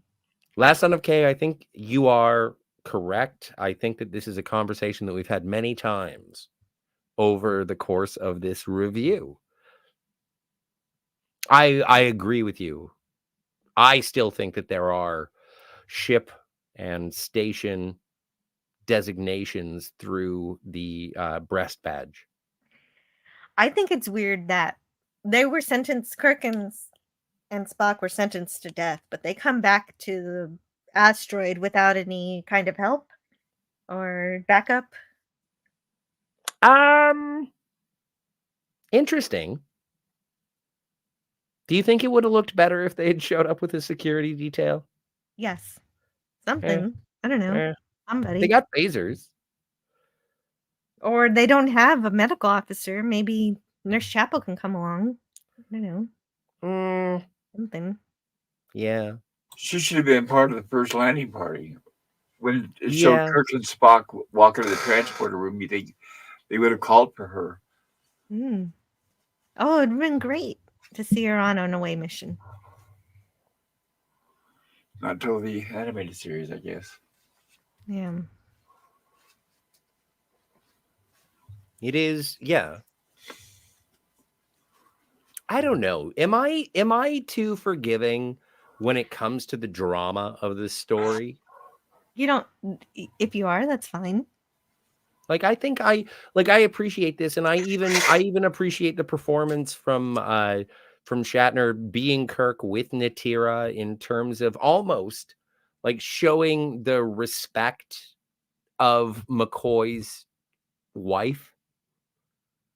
Like there is, and he holds her by the shoulders to try and explain something that is very important, but he's still like, he grabs her to ensure her attention, but then immediately she's like, she doesn't say it, but it's like, unhand me, you don't, it's your truth, not mine. And then there is an understanding that it's achieved between the two of them. And like, I really two people who are in command of two different ships, even though she doesn't know she's in command of a ship. Like, I really love this. He grabs her several times. And it's interesting because when you think about it, that is an absolute taboo these days. You never for sure. I don't know. I think it's assault now, pretty much. True. Well, but there are situations in modern drama where a dude will punch a chick, but that chick usually scissor kicks somebody in the face and then they die. But I gotta run, guys. Oh, okay. I'm sorry. Wait. Can you give us your review of this episode? Do you have a moment to say how you feel about it? Yes, I'm going to give it an A. I enjoy it. It's a great episode. It's a good McCoy episode. Obviously, he's my favorite character. I just wish they would have explained, about the torture devices, what they had done with those at the end. But I'm not going to complain because for a third season episode, it's good. Despite I was just thinking about when you said the guy from the network walked in and said, "What can I do?" And Fred Freiberger says, "What can I do?" When he says, "Raise the ratings," and I would have said, "Well, how about, all right, put us in let's say a Tuesday 8 p.m. time slot, instead of Friday at 10 p.m." So they moved Star Trek to a 10 p.m. time slot on a death slot, and then blamed Star Trek because of low ratings. But that's a different point. I like the show, though. Like I said, the torture devices don't make sense. I would have believed in letting the race expand their knowledge. There would have been schools, and I would have made sure.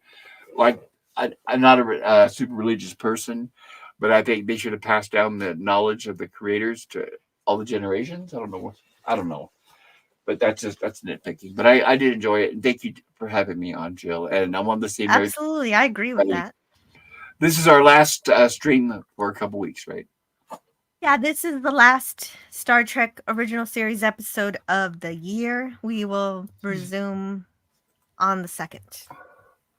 Hopefully. 3rd. 2nd. Well, the 3rd is the membership stream. Oh, the 2nd is okay, fine. Oh, I'm going to be so hungover on the 2nd. Oh, perfect. Well, thank you guys, everybody. Have a Merry Christmas if I don't talk to you sooner. You will. Yes. But yes, Merry Christmas to you. Take care, everyone. Bye-bye, everybody in the chat. I'll see you all soon, too. Yeah, bye-bye. Thank you. You're welcome. Thank you for being here. Oh, hi, everybody. Hello. We're talking about For the World is Hollow, and I have touched the sky. Yes. I prefer to call it For the World is Hollow, and I have touched this guy. This guy being Leonard McCoy. Yeah. You wish me to believe that Yonada is a ship? Yes. All right. I do have to go Jaloja. Oh. Now that there's no one. Jaloja!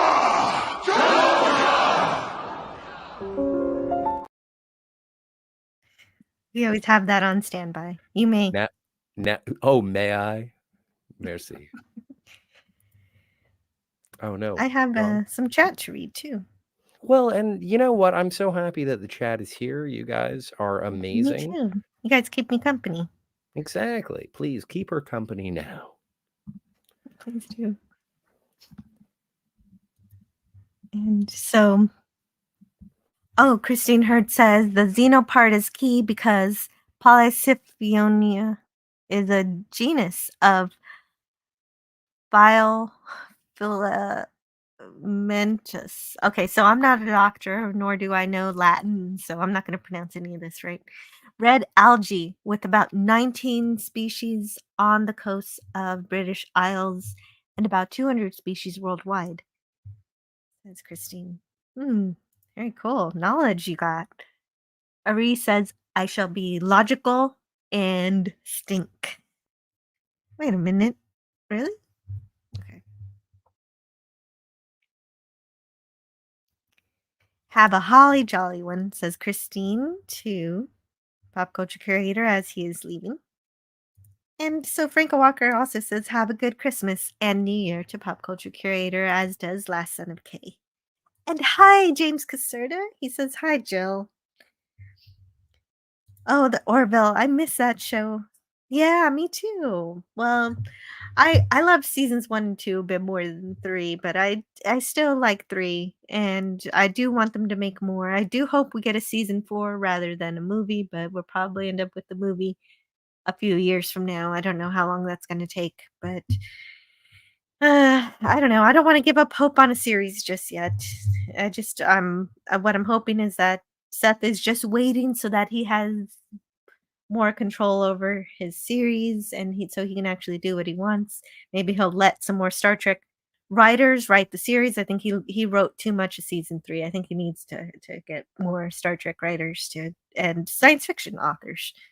Just like he did for seasons 1 and 2. I thought that was perfect. Oh, and Christine says the Dolly Parton episode has to be one of my favorites. Yeah, I loved her when she first showed up in the series, definitely. And in terms of being the song for the Mocklin females. Anyhow, that's not the episode we're talking about, although it does have an Orville. This episode does have the Orville connection of being connected to If the Stars Should Appear, which is a very, very similar.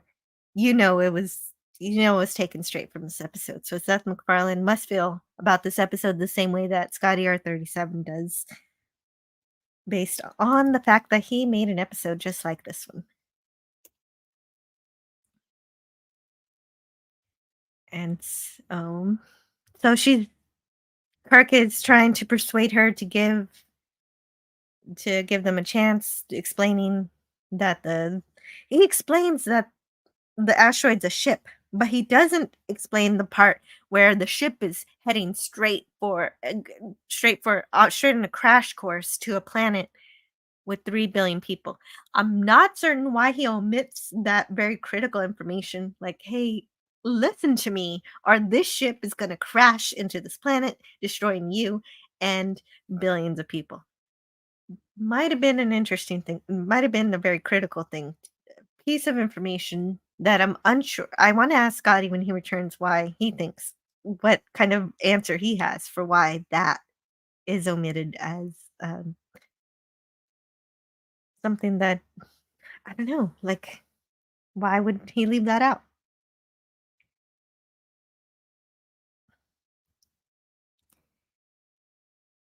And so the way that this progresses is that even though she does run away, she doesn't call the guards on them. So whatever that means.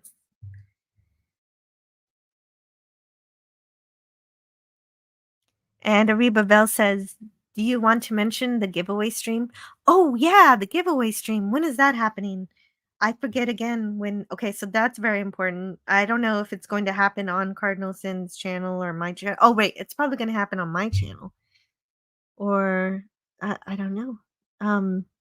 Yeah, we're going to have to gather all of Cardinal Sin's friends, and it's very soon, sometime before the end of the year, because Ariba Bell wants to give away some of the things that Cardinal Sin wanted to share with everyone. I'm sure he wants people to enjoy his things. I guess it's not my place to say what he wants, but yes, that's going to be a thing that's going to happen soon. I'm working with Canadian Spider-Man and Ariba Vel to get that together. And so that should be happening soon enough. Do you remember when we said it was going to be? Is it next Thursday? I should be home from the holidays by next Thursday. I think that's when you said. That's all I know so far about the giveaway stream. You giving stuff away? Yeah, Ariba Vel is giving away some of Cardinal Sin's things, and he wants the YouTube community to be a part of that. I would adore it. Mhm. And yeah, I think it's a very important step. And yeah, I am always, my heart swells when I remember Gil, Yeah, me too. and he liked me, and I don't know why, Yeah, he did. but I liked him too.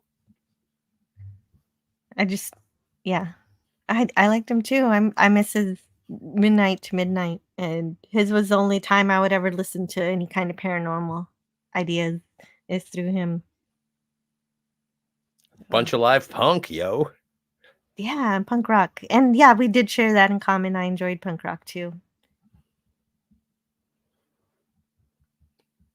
So, you know how people, just as a sort of aside, you know how people call Edith Keeler Kirk's, like, the love of Kirk's life? Do you agree with that?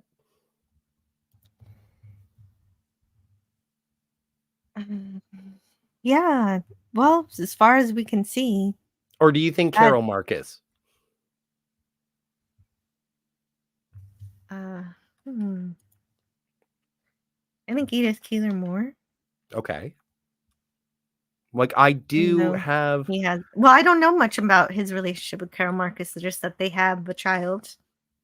Well, I don't know. I don't know if Edith and Jim had. We didn't get to see that particular romance, really. Yeah, I didn't see the coitus. They never had like one of those romances that was physical, but it was certainly emotional. Jim admired Edith.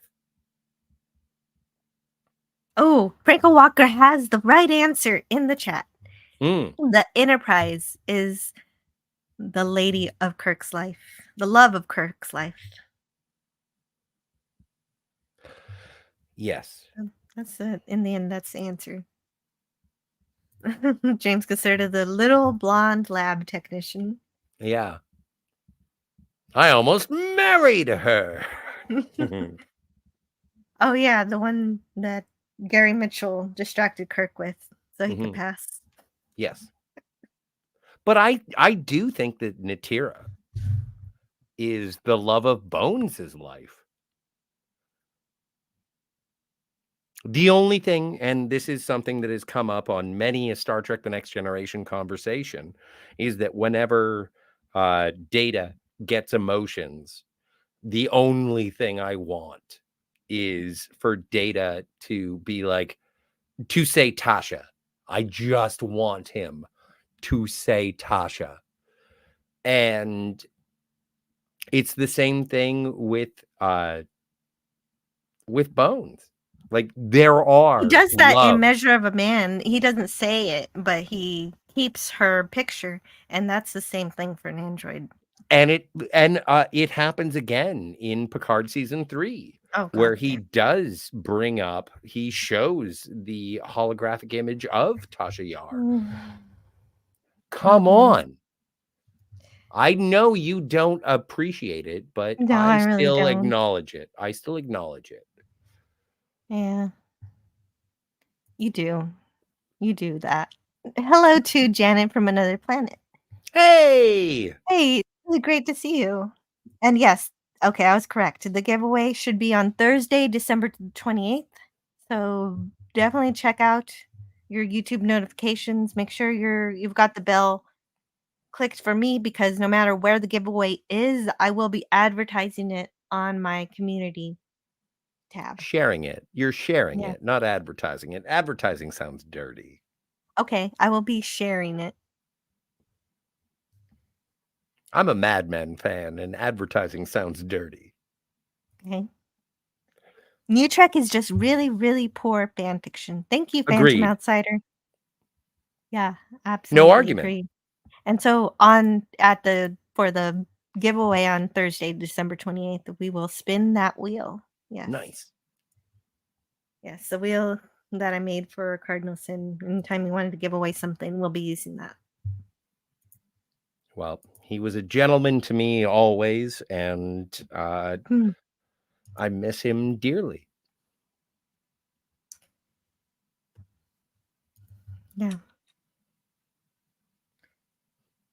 So eventually- this is the thing where the high priestess of Yonada has her instrument of obedience removed, and she carves a new path for her people, and it is referenced later. McCoy, you came to my people to save them, which is true. And she says, how can I abandon them if you didn't? I love it. I loved it. Well, yeah, oh, you're talking about when they say goodbye to each other and why they're not going to stay together because she's going to stay with her people and he's going to go back to the Enterprise. We knew that was going to happen. And then the Oracle decides to oven bake pizza. Mm-hmm. Yeah, 120 degrees. That's not that bad. That's not that bad. And they don't specify. It's a slow cook. Yeah, it is a slow cook. And they don't specify whether it's Fahrenheit or Celsius. Oh, yeah, that's true. 115 degrees. I assume, like, there is a weird thing when it comes to Star Trek is that they are willy-nilly with their difference between I bet it has to be Fahrenheit because Celsius wouldn't be 120. No, once you get too hot. Once you get to 100, it's really no matter what. Once you get to 100 Fahrenheit or Celsius, it's pretty hot. Yeah, but 120 Celsius, that's 248 degrees Fahrenheit. They would be okay, dead. that's too hot. That's too hot. Mm-hmm. But so Spock jumps in and he neutralizes the heating elements, which is great. Yeah, he does. That's wonderful. I have that. Right here. Get her out of the heat. I've neutralized the heating elements. Because there aren't many quotable lines in this episode. So when I'm pulling... Oh, you're on glue. You're high. No. Yeah. Well, that's... I asked you, Penny. Pleasure is in the learning of each other. See? That's touching. I could be happy to have that feeling for a day.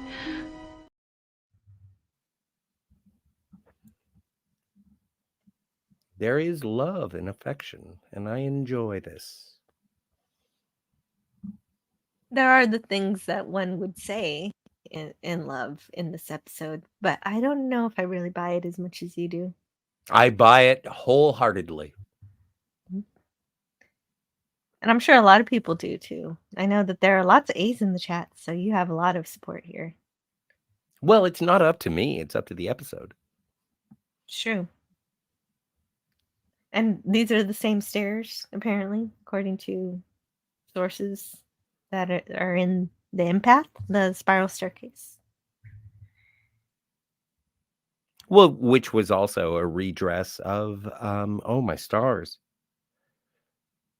You know, the one with the polywater.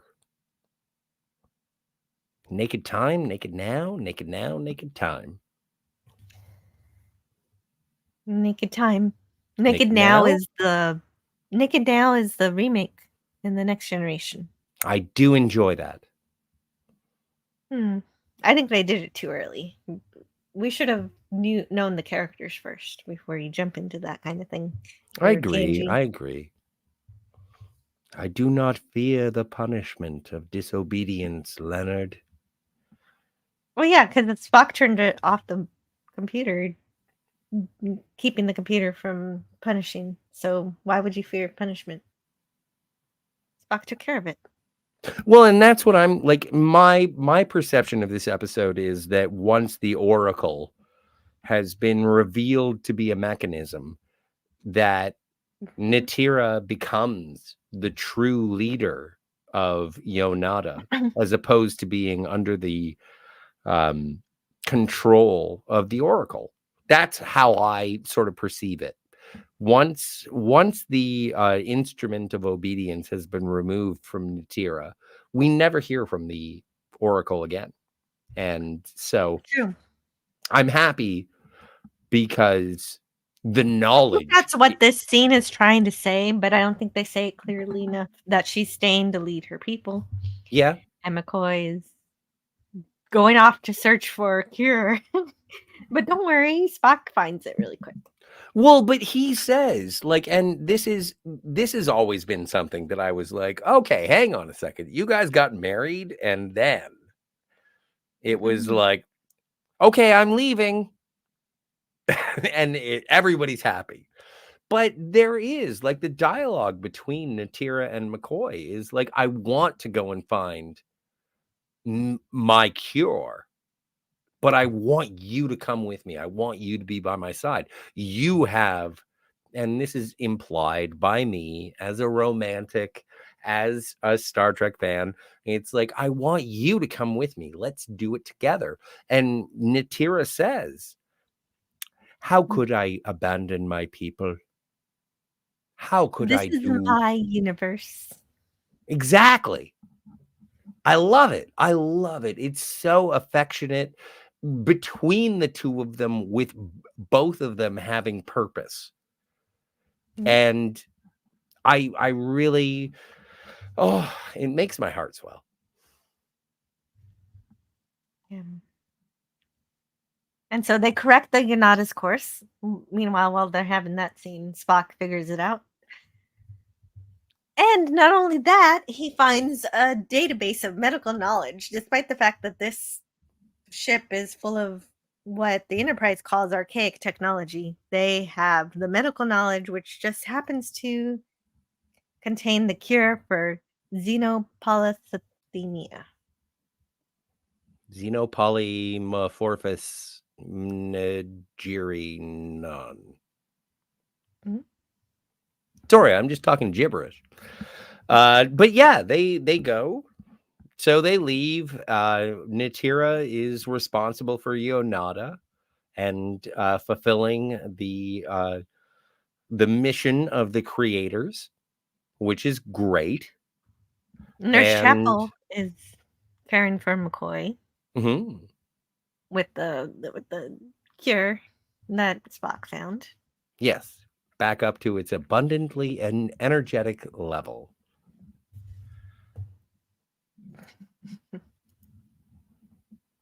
And they seem to have amassed a great deal of medical knowledge. If you 10,000 years. Yeah, 10,000 years. That's how old the asteroid is. If you wanted to thank the Fabrini personally.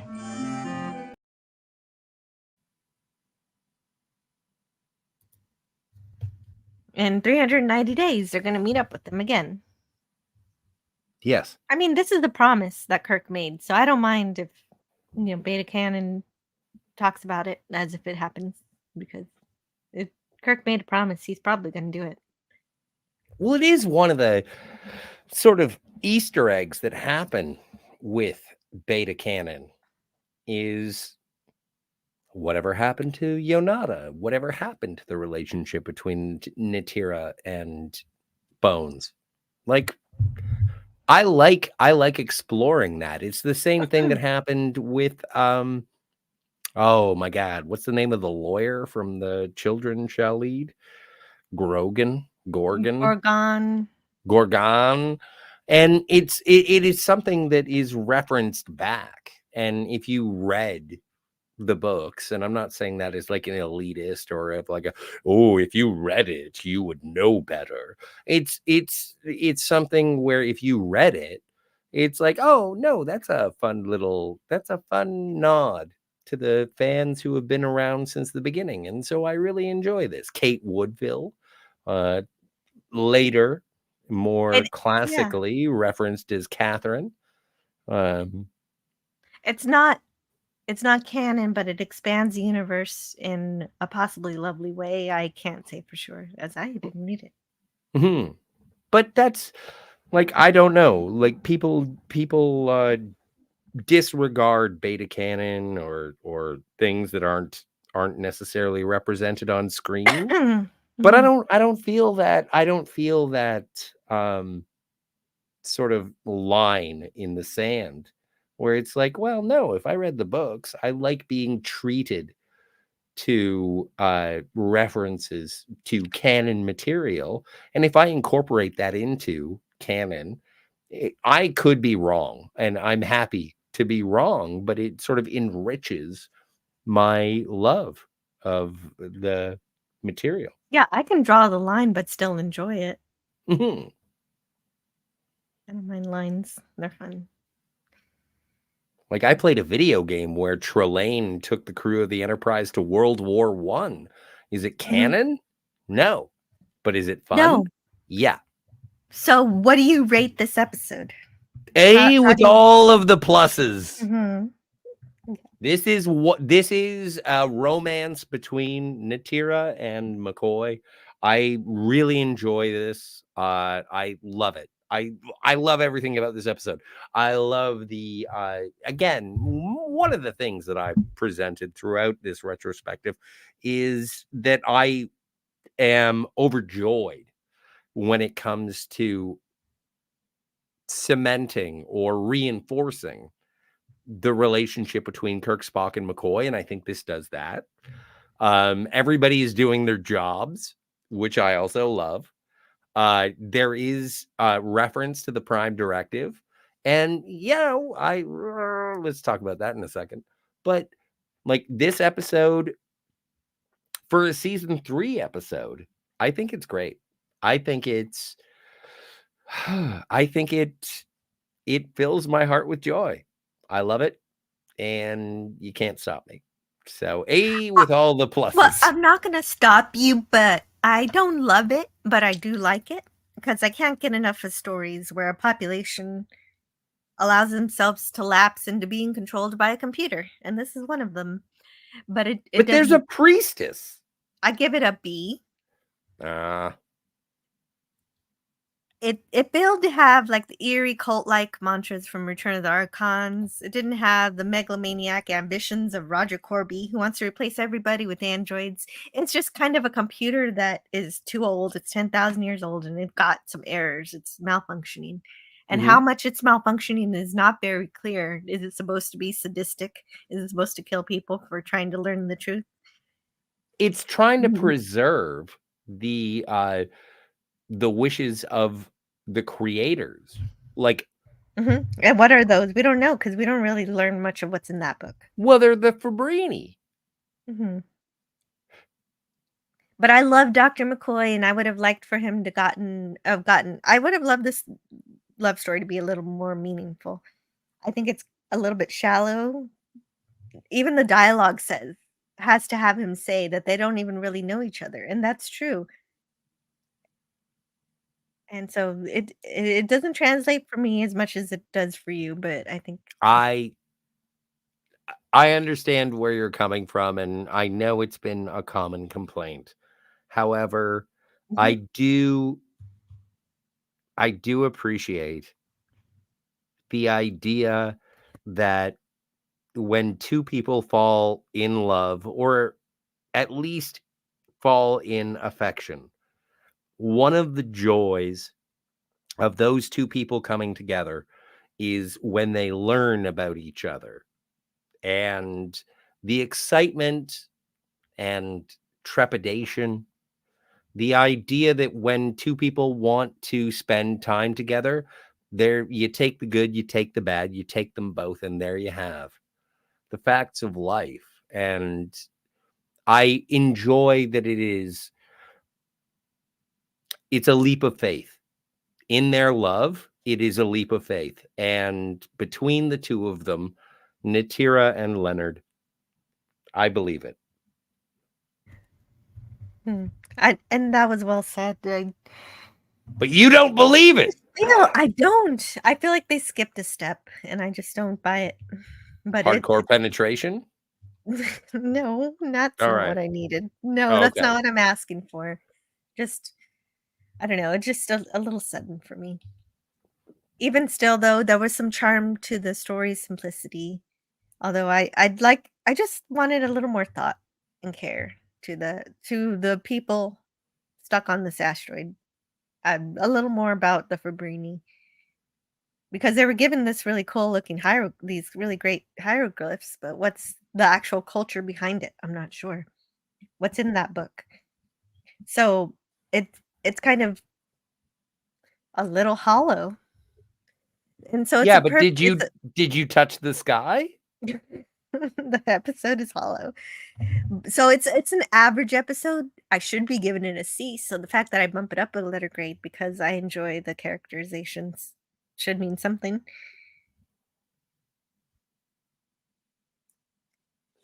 And yeah, like you said, everyone is themselves. Nobody's out of character.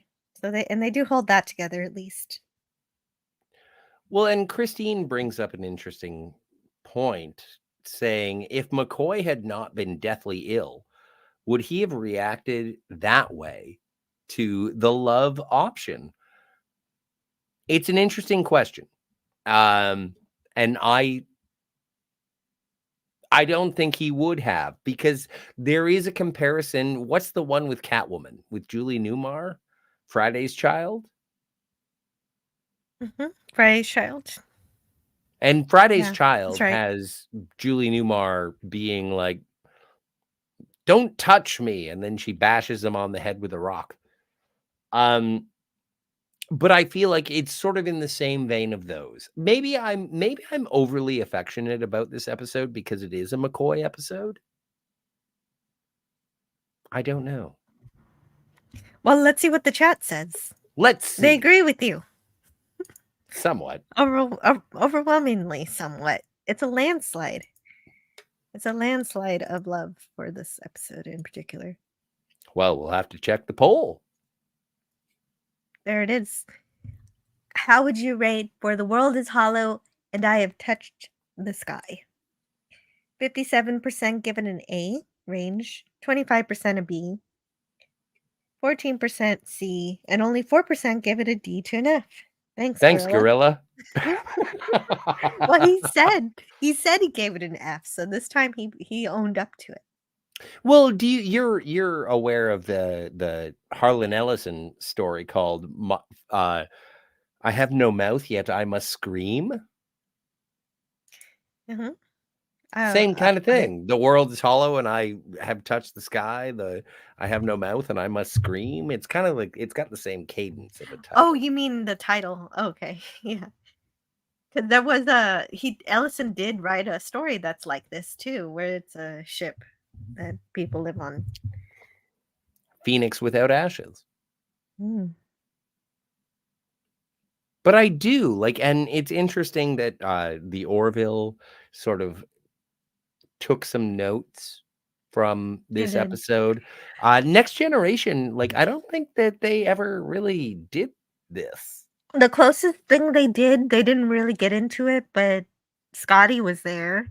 It was the Dyson sphere, where they had a Dyson sphere, but nobody was living on it.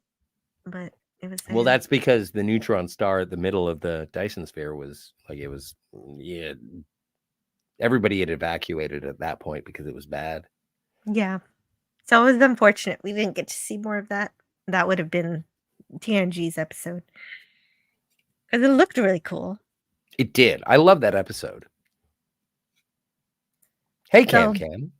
Christine. Oh, hi, Cam. Great to see you. Happy holidays. Merry Christmas. Happy Life Day. Christine Hurt says, I kind of took that as a thing where the Oracle was programmed for whatever the leader had evolved her knowledge. Uh, eh, the leader had evolved her knowledge enough to not need the Oracle. That's interesting, and I do like that idea. But if it weren't for the technology of the Enterprise and Starfleet, then her instrument of obedience would never have been removed, and she would have been killed based on even thinking things. Right. So, And so she had to temper her thoughts, even if she did have rebellious thoughts. Otherwise, she would, like, how deep does this Oracle read into your brain? Eugene Bird says Mhm. to me, this has got to be firsthand experience you're talking. Hope you find your muse one day soon. Well, hey, I've had so many muses, and I'm having a good time with all of them, and in past, present, and future. I look forward to the next one. But right now, I'm having a good one with the one that I have. Christine Hurt says, it's a multi-layered tale of human reaction, how they react to the computer, how they react to new knowledge. And that's why I think it's sort of like Natira does break free from the control of the Oracle, and yet still has reverence for what the Oracle was doing. Like, I think Natira is going to read the book. I think Natira is going to pay attention. Yeah, for sure. Pay attention to the controls behind the Oracle. But if Spock did turn off the Oracle, then she absolutely has to read the book in order to lead everybody. Yeah. Grella says, what am I getting blamed for? Because I accidentally clicked B. Oh, you gave it a B. Hooray. You're being blamed for we didn't start the fire. It was always burning since the world been turning, as the longest title in all of Billy Joel's filmography. Really? Jeez. Yeah, none of that made sense, but I thought it was funny. So whatever. Christine Hurt says that once she had it removed, the Oracle would then react from a pre-programmed point. Oh. No, I would have just left the Oracle off. I don't want it killing anyone else. Jeez. Wraith Wolf says, Relics, that episode on TNG is my favorite, especially as I'm getting older. Scotty playing with that played that with so much emotion, especially the scene where he went onto the old Enterprise bridge. Yeah, that scene gets me every time. I think that, yeah, absolutely, Wraith Wolf. Relics is in my top 10. Like, even if you compare it to Flashback, when Janeway starts talking about, oh, those reckless Starfleet officers, they never would have made it nowadays. Oh, fuck you, Janeway. And that I don't like is... when he says that.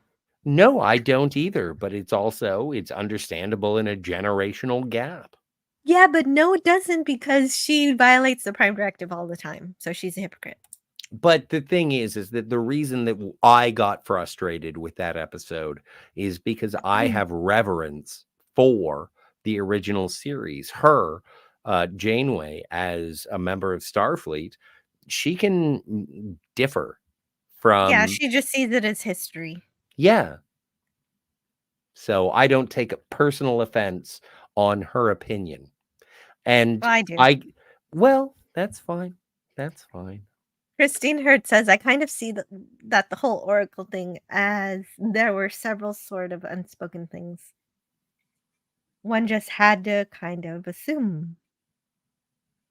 But Cam says, that's a great way to look at it, Scotty. Cheers to all the muses. I enjoy all my muses. Oh, I have such a soft spot in my heart to all my muses. You. I believe. Janeway Hang on. Wait. situation. No, What? it's not. No, I do. I wanted to say something to Matt, Mm. or not to Matt G, which is Taylor Actually, Swift is better than Disney, Star mm, Wars, and MCU. And then I realized that I wasn't talking about Taylor Swift. I was thinking of Carly Rae Jepsen. Is that until you came into my life, I missed you so bad. I missed you so bad. I missed you so bad. So I can't wait for my future muse. mm-hmm. Well, I hope you find her soon. So there was something from the 365 book I haven't read yet. Oh man, pop culture's not here.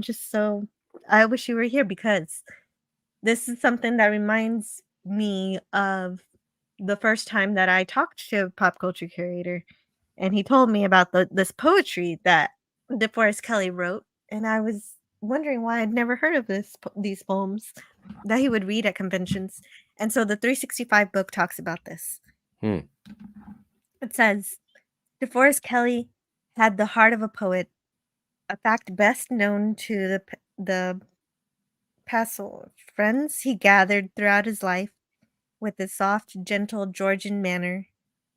After receiving his discharge from the U.S. Army Air Force at the end of World War II, Kelley hoped to pursue an acting career. And when I took a picture of this, I kind of messed up. When a talent scout from Paramount Pictures saw him in a play in Long Beach, California, his dream solidified. During the 1940s and 1950s, he co-starred in numerous motion pictures and dozens of television series, usually playing a heavy. That villainous persona couldn't have been further from his own, and Kelley occasionally worried that he would be typecast in such roles forever. Then, in 1966, he donned the Starfleet uniform of Dr. Leonard McCoy, and actually was typecast for the rest of his life, but not in the way he ever regretted. McCoy is anything but a heavy, possessing the same strong, caring demeanor of the man who portrayed him for the next 33 years. Kelley was fond of telling his friends that he was still living in the same house with the same wife. The stability in that statement allowed him to pursue his poetic drive. And he wrote a long poem titled The Big Bird's Dream. The big bird of the title wasn't Kelley, however. The poem was about the creation of Star Trek by Gene Roddenberry, whom the series cast and crew had long ago dubbed the Great Bird of the Galaxy, and about efforts to relaunch Star Trek following the show's cancellation. Encouraged by the warm reception he received at Star Trek conventions around the world, Kelley delighted in reciting the poem to rapt listeners. Eventually, Kelley's wife, Carolyn, copied the poem in flawless practiced calligraphy. And the actor began distributing the autographed copies of his slim, self-published book of verse. He was working on a sequel to be titled The Dream Goes On when he passed away in 1999. And so this is incredible that the 365 book is mentioning the poems. Before I started my channel, I had no idea these poems existed until I learned about them from Pop Culture Curator. And he started telling me about the days he went to the convention and how he was very close to DeForest Kelley, listening to him read these poems. And I was taken by this love of Star Trek that DeForest Kelley has, especially for the fans, that I went and read his biography from Sawdust to Stardust. So although I wish he had written an autobiography, this biography is very good if you haven't read it. And this is the subject that helped me decide to actually launch my channel, that and the fact that I wanted to review the Orville. So Pop Culture and I talked about DeForest Kelley that day, centered around these wonderful poems and peppered with things that I learned from the book about his life and our favorite scenes. So that's the very first episode of Indefinite Lunch in Infinite Combinations. And it's so good sometimes to remember things he did when he first started. And it's important that I don't forget about that. The three people who helped me start my channel, basically, it's Pop Culture Curator, Clobberin Times, and Cardinalson. So, and of course, as important as it is to acknowledge those who I started with, I'm so grateful you guys decided to listen to me today, and including. So I'd like to acknowledge the people who are choose to talk to me today on the panel or the chat, and definitely those who um, are just want to talk about Star Trek, sci-fi, whatever. Glad you're here, and it's important. It's important to me. Well, and it's important to me too. Like, I am grateful to be able to hang out with you and talk about all this stuff because I have an affection. You have an affection. Pop culture has an affection. Mhm. My favorite Star Trek character of all time is Leonard McCoy. Leonard H., son of David. And I Yeah, am and that's so actually DeForest Kelly's dad's name too. yeah.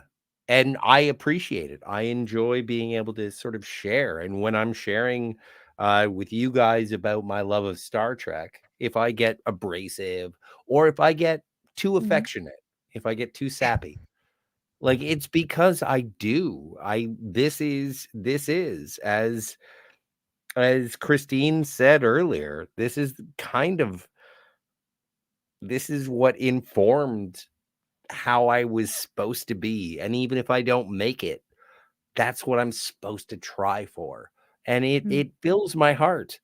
And even when I suck, when I'm bad at life, and I'm like, and I have to reset, it's like, come on, man.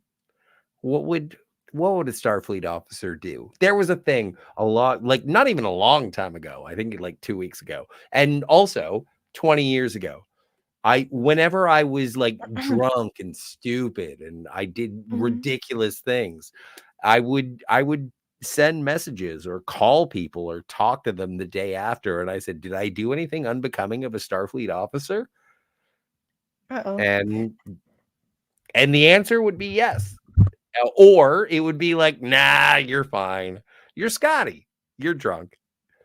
So I really hold Star Trek in high regard.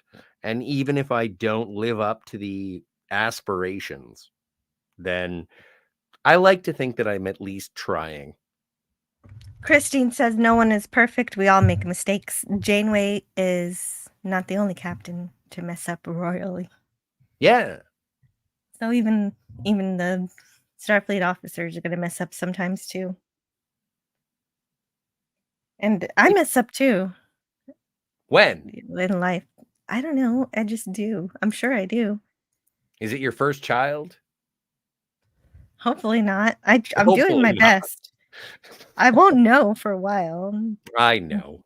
I'm But sorry. I don't mean that was a bad joke. That was a bad joke. it was.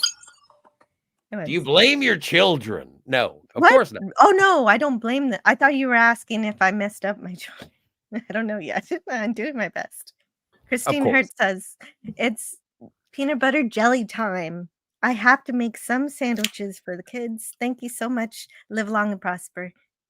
Peace and long life, Christine Hurt. Live long and prosper, Christine Hurt.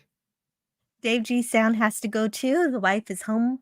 Have a great Tuesday. See you, Dave G. Take care, Dave G Sound. Happy Christmas. Says Frank Xmas. Walter. Formerly Twittermas. I'm sure he meant Twitter. That's K says, oh yeah, they're having a discussion of Archer and Janeway in the chat. But it doesn't excuse Archer for having similarities to Janeway and persecute her. The intent of each growing in life through new experiences was there, even if the writing lacked. I got one of the best Christmas presents in the history of Christmas. Yes, that's right, 2,000 years. And I am so so grateful that, and the worst part is that I can't open it because I got an Enterprise phase pistol with a Enterprise communicator, and it makes me so happy. Actually, my nieces were over the other day and they saw this particular box of toys and they said, "Can we open it?" And I was like, "Fuck you and get out of my room." So yeah. Oh no. Don't yell at your nieces. I did. But I'm glad you got a present that you treasure. James I do treasure Caserta it. says the first thing Janeway did was break the Prime Directive. Oh yeah, the compass. That's fun. It is true. It is true, Jim. Thank you, Jill and Scotty. Merry Christmas, everyone. Yes, Merry Christmas, everybody. And that Merry was our Christmas, review, last son of basically, K. of Yeah. we got through the longest titled episode of Star Trek, and I think we did a pretty good job. I think the only thing I hadn't done was look at the differences in. You want to check it out? Yeah, why not? I think that's the only thing that's missing at this point. That, and I had this picture of DeForest Kelly. That's really cute. Bottomless? No. Oh. I was He's with the really puppy. He's got a puppy. And oh, I got to show it. Where am I? You're over there. I am over here. Here we go. Oh, I love it. Me too. It's nice. I love the keys. The keys and the mask and the images, the framed and the print. Such a, Yeah, what is I don't this? know. Everything I've heard about DeForest Kelly, he was a down-to-earth man who worked, did a job, and fame never went to his head. He was always gracious and accepting. He loved his fans and never had ego about it. True. He was grateful. And that's my interpretation. I never knew the man, obviously. But it just, from all accounts that I've heard, he was a great man. A great man, a humble man. As far as I know, you're exactly right. For the world is hollow, and I have seen Kate Whittlebaum. Or that's not his name. Her name. Oh, it is. There were all. Oh my God. I thought it was only one missile. But it's still a group of missile in the original. Yeah, it is. A group. Huh.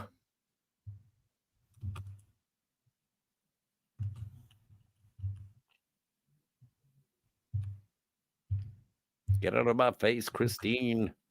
Sick and tired of your bullshit. If I'm going to die, I'll let you know. Wah, wah, wah, wah, wah, wah, wah. Also, yeah, no, this is the same as the Paradise Syndrome, the bulbous walnut in space. I do. That's cool. It's more colorful in the original. It is. I like the original one. I like the original one, yes. Really? We just skipped to the end. They're not going to show any of the pulsing lights in the temple of the Fabrini? Maybe they did. I might have missed it. You might have. If you did, it's fine. I don't really. I can look. Well, I can watch it again if you want. Well, if they skip the effects, that means they use the original effects. Well, I'm just happy to see Kate.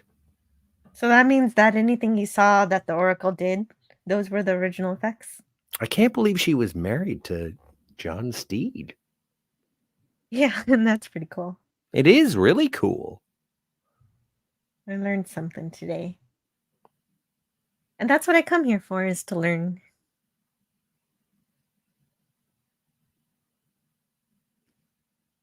I learned so much from the chat too, which is really great. Excuse me for just one moment. Sure.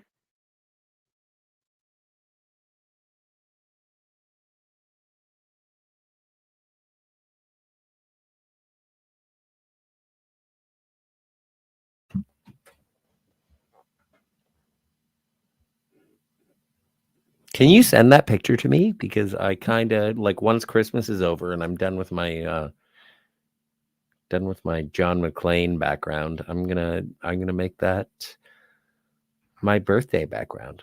Well, sure, but I'll scan it for you so that it doesn't have this glare on the side here. Makes sense. I appreciate your effort. Yeah, so it'll look better.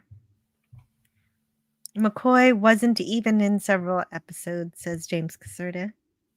The network Episodes of didn't what? see Kelly as the doctor, so Gene created a Go Nowhere pilot just to show him as a doctor. Only non-human involved effect scenes were changed in the remaster. Yeah, so right. Anything that happened to the humans that was because some of those effects that reminded me of the pilot episode with Gary Mitchell, Where No Man Had Gone Before, with the little outline effect. Well, but the thing is, and I understand when people get frustrated with not having McCoy in Where No Man Has Gone Before, but I think that part of the tragedy of that episode is the fact that Gary Mitchell sort of turns, and you needed Gary Mitchell to be Kirk's best friend before he turned bad. And so I don't know narratively if McCoy would have been like Dr. Piper. He's a non-character, but like he's just Dr. Piper. But like I'm fine. I'm fine with when McCoy shows up in the original series, I'm happy. Yeah, me too. And that's I why it's didn't so need cool him. to watch this in production order, because you get to see him become part of the crew a little more solidly as you get through the episodes. Well, and it's one of the reasons that I don't like Strange New Worlds is because you need, like, if you could get Peter Capaldi playing Dr. Boyce, I would be so fucking happy. Sorry about the swear.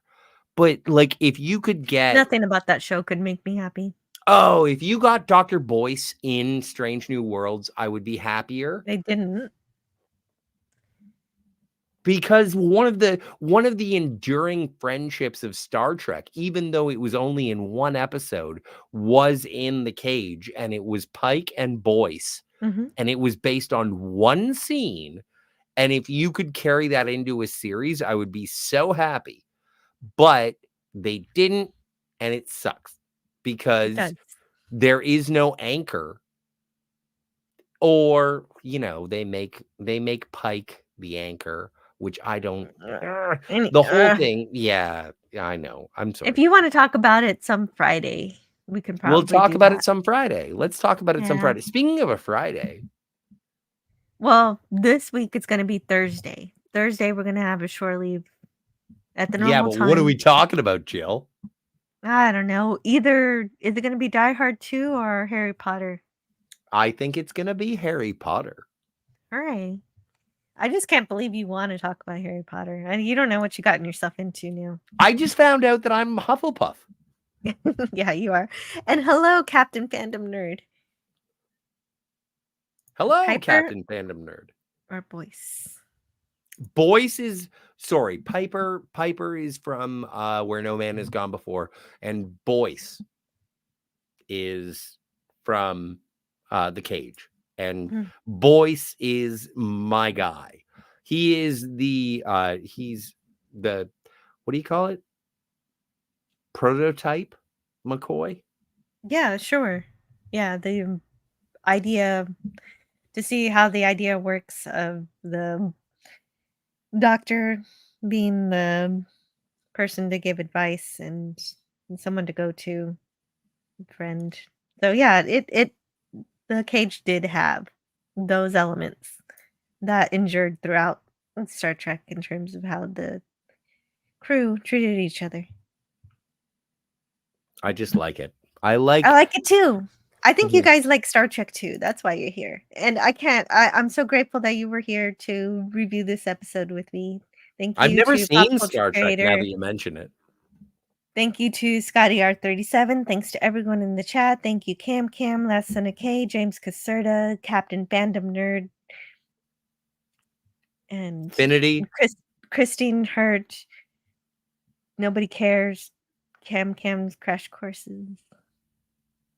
Well, he changed his name. Jim? Some call him by his name. Wraith Wolf. Gorilla's Random Thoughts. Bird of Prey 5. Eugene Bird, yes. Franco Walker. Princess Fiona. Yeah, oh, that's right. Bird of Prey 5 was here. Janet from Another Planet. Penny. Reba Bell. Cardinal Sin. Well, yeah, Cardinal Sin is in every one of my shows because he encouraged me. When Pop Culture Curator. Every time I would say, I don't have a channel on one of my shows. Why not? Yeah, I don't have a channel. Why not? I'm happier without it. Okay. I get to Cinema Gulp. I get to play with the Phantasmagorium. That's true. You do. I'm happy. That's a good idea. Tell me what you've got going on. Oh, right now? Yeah. Well, we are going to be talking about Fargo season 5 over on the Phantasmagorium. That's going to be a blast. Yeah. And then I hang out with you. Like that's the most you do of it. that. That is the rest of it. And sometimes Cinema Gulp, like you said. And on X, I'm an X-Man. Yeah, I'll get that one in there. So make sure to if you follow want Scotty if you like a joke. You really don't have to. It's really gibberish. It is. Yeah, but it's fun for me. I have fun with it. Franco Walker, Deji Sound, Gavin Blackburn, Last Son of K. Yeah, have a great day, everyone. See you next time. I'll leave you with the preview for next year's episode. See you all next year for a review of season 3, episode 11 in production order, Day of the Dove. So since it is Day of the Dove, we should have Hungry. Hungry Boy should be on that one. That's the other episode he requested to be on. After I asked him which one he wants to be on. Is there a time change in the new year?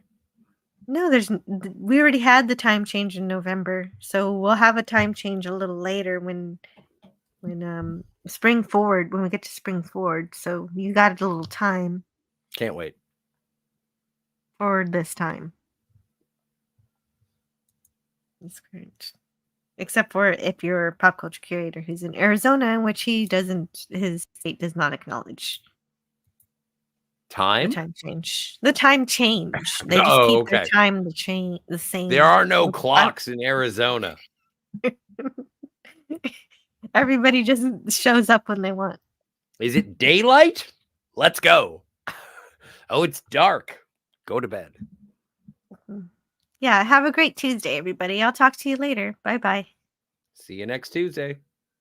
Oh, wait a second. Where the hell is my... I don't have my trailer. Where is it? What, like for Harry Potter? No. Oh. I was excited, though. What is this?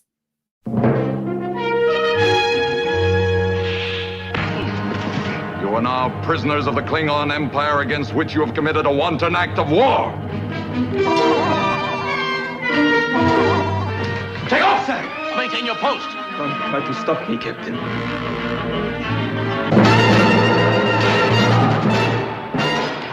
If the alien is creating these events, Captain, it is apparently capable of manipulating matter and mind. This one appears to be strengthened by violent intentions. It exists. on the hate of others. You don't die yet. I now control this ship's power and life support systems. You will die of suffocation in the icy cold of space.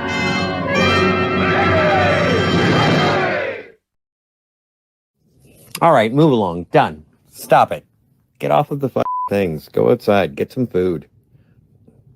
It's like, you know, it's a time of day where you live. Go do something. Shut up, Snoopy. I don't care. You smoke too much. Let's go. Let's go adventure. Let's go explore. And the ways our differences combine to create meaning and beauty. Learn all that is learnable. You are great. I am great.